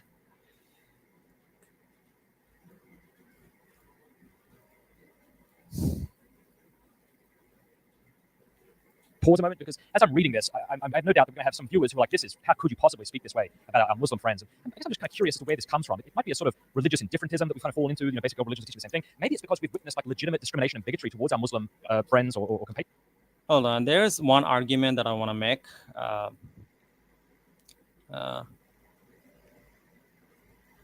So, yeah, basically we're almost at the end. I think we will just end it here. As Christians, we're supposed to love our enemies, and we're giving it to Muslims, our enemies, but we're supposed to love them. But to allow somebody to believe something which is false is not a loving thing. And so again, even though we kind of said this at the top, to criticize a person's religion is not to criticize them necessarily, and certainly not to sort of demonize them or dehumanize them in any way. Yeah, I mean, if you look, you actually have this pattern laid down in the Bible. If you were being oppressed, Jesus was coming to help you, right? If you were Blah, if you were blah, oppressed, blah. Destroys. yeah. So as Christians, and even insults, right? Even insulting them, even mocking them. When Jesus says, you Blah blah blah. They're talking about Jesus. Fabrications of his own, as can be seen by anyone who examines his law. It was therefore a shrewd decision on his part to forbid his followers to read the Old and New Testaments, lest these books convict him of falsity. It is thus clear that those who place any faith in his words believe foolishly. All right, so you had a few issues there. You had the issue of Muhammad coming in the power of his arms. And, he's been called the prophet of the sword. But Muhammad said in Hadith, he said, "My livelihood is under the shade of." Yeah, so was Moses. Like Moses was a prophet of the sword. What are you talking about? Why didn't you Christians just condemn Moses? My spear. In other words, that's how I make a living, by going out and fighting. Muhammad said that I've been made victorious with terror. That's in their most trusted collection of narrations from Muhammad, that's Sahih al-Bukhari. Yeah, terror against people who are idol worshippers, people who oppress other people. He was a hero. Like all heroes are victorious with terror. Like Moses was victorious with terror. Why is that a bad thing? Like I don't get it. But he said, I've been made victorious It's with terror. who he's using terror against. He's using terror against people who torture other people for their faith. Okay, he's standing up for people who are being persecuted. Terror was his weapon of choice in triumphing over his enemies. And when Muslims would win a battle, it was, you see, Allah sent us help and he gave us victory. If they lost the battle, it was, oh, we lost the battle because someone did something wrong and it's that person's fault that Allah is not blessing us in victory. But Allah is clearly behind Muhammad going out and violently subjugating Arabia. And the goal was the violent subjugation of the entire world. Muhammad said he's been given. Again, Moses did the same thing. Like so, and that's one of the main problems with like David Wood and all these other idiots. So yeah, I think we can end the stream here. Sorry guys for like taking so long, but I actually wanted to get all of this out because it's been a while and I was on a break, so I didn't have the chance to kind of like finish the video, the stream properly. So to end this stream, this is going to be my last video on David Wood. I think the reason is obvious. As you guys can clearly see, David Wood is a compulsive liar. He's a scumbag. He lies about Islam constantly. And he has been a kind of like a thorn on our side for a very long period of time. It's not because his arguments are good. No, it's not. His arguments are terrible. But it's because he has a very big reach, or he used to have a very big reach. But alhamdulillah, he's now gone. Okay, he's now gone, and this is a good thing. This is a very good thing. Now, I know there will be other people to replace him, but the thing is that you need to understand, and this is my last message to like David. David, for 20 years, you tried to convince Muslims that their religion is false and somehow your religion is true. And you have failed. You have failed, my guy. You have failed. You have absolutely failed. You have been humiliated by Brother Muhammad Hijab. You've been humiliated by Daniel Hakikaju. And you've been humiliated by Farid, people like Farid Response, myself, and all these other Muslim apologists who have showed that you are an utter idiot. Okay, so if you want to leave, if you want to leave, then please, by all means, but it's not going to affect us in any way, shape, or form. The same way, when you were here, it didn't affect us in any way, shape, or form because your arguments are bad. And for Christians, and this is what I want to say to the Christians, don't follow David Wood. Like the reason that the fact that David Wood is leaving is something you should be happy about. Okay, because David Wood does not represent Christianity. He doesn't defend Christianity. He actually criticizes Christianity. He says that using violence is bad when Moses used violence. So he's condemning Moses. He's saying that, when getting rewards in the hereafter is a bad thing, but Christianity allows and promotes rewards in the hereafter. So this guy clearly doesn't care about Christianity. Brother Chamal Awari says, clearly I have noticed that long ago and others copy the same content and like Paris, they make money from it, misleading people with lies. Yeah, exactly. And this guy is a compulsive liar. And the fact that he's leaving is a good thing. And as Christians, you guys should reject him. And you guys should see this as a good thing. Because you shouldn't be following people who represent this type of vile representation of or distortion of Christianity.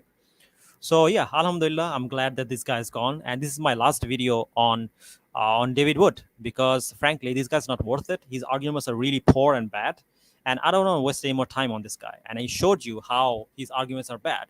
All of it is mostly, special pleading fallacy, which is that he's making a special case for Islam and completely ignoring the fact that this type of rulings and regulation existed all throughout human civilization and all throughout most religions.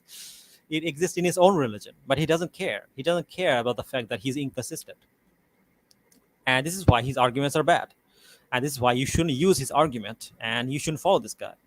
Even if like he goes away and like starts his own like channel or whatever, I think, again, as I said, it's not gonna amount to much because he's an idiot.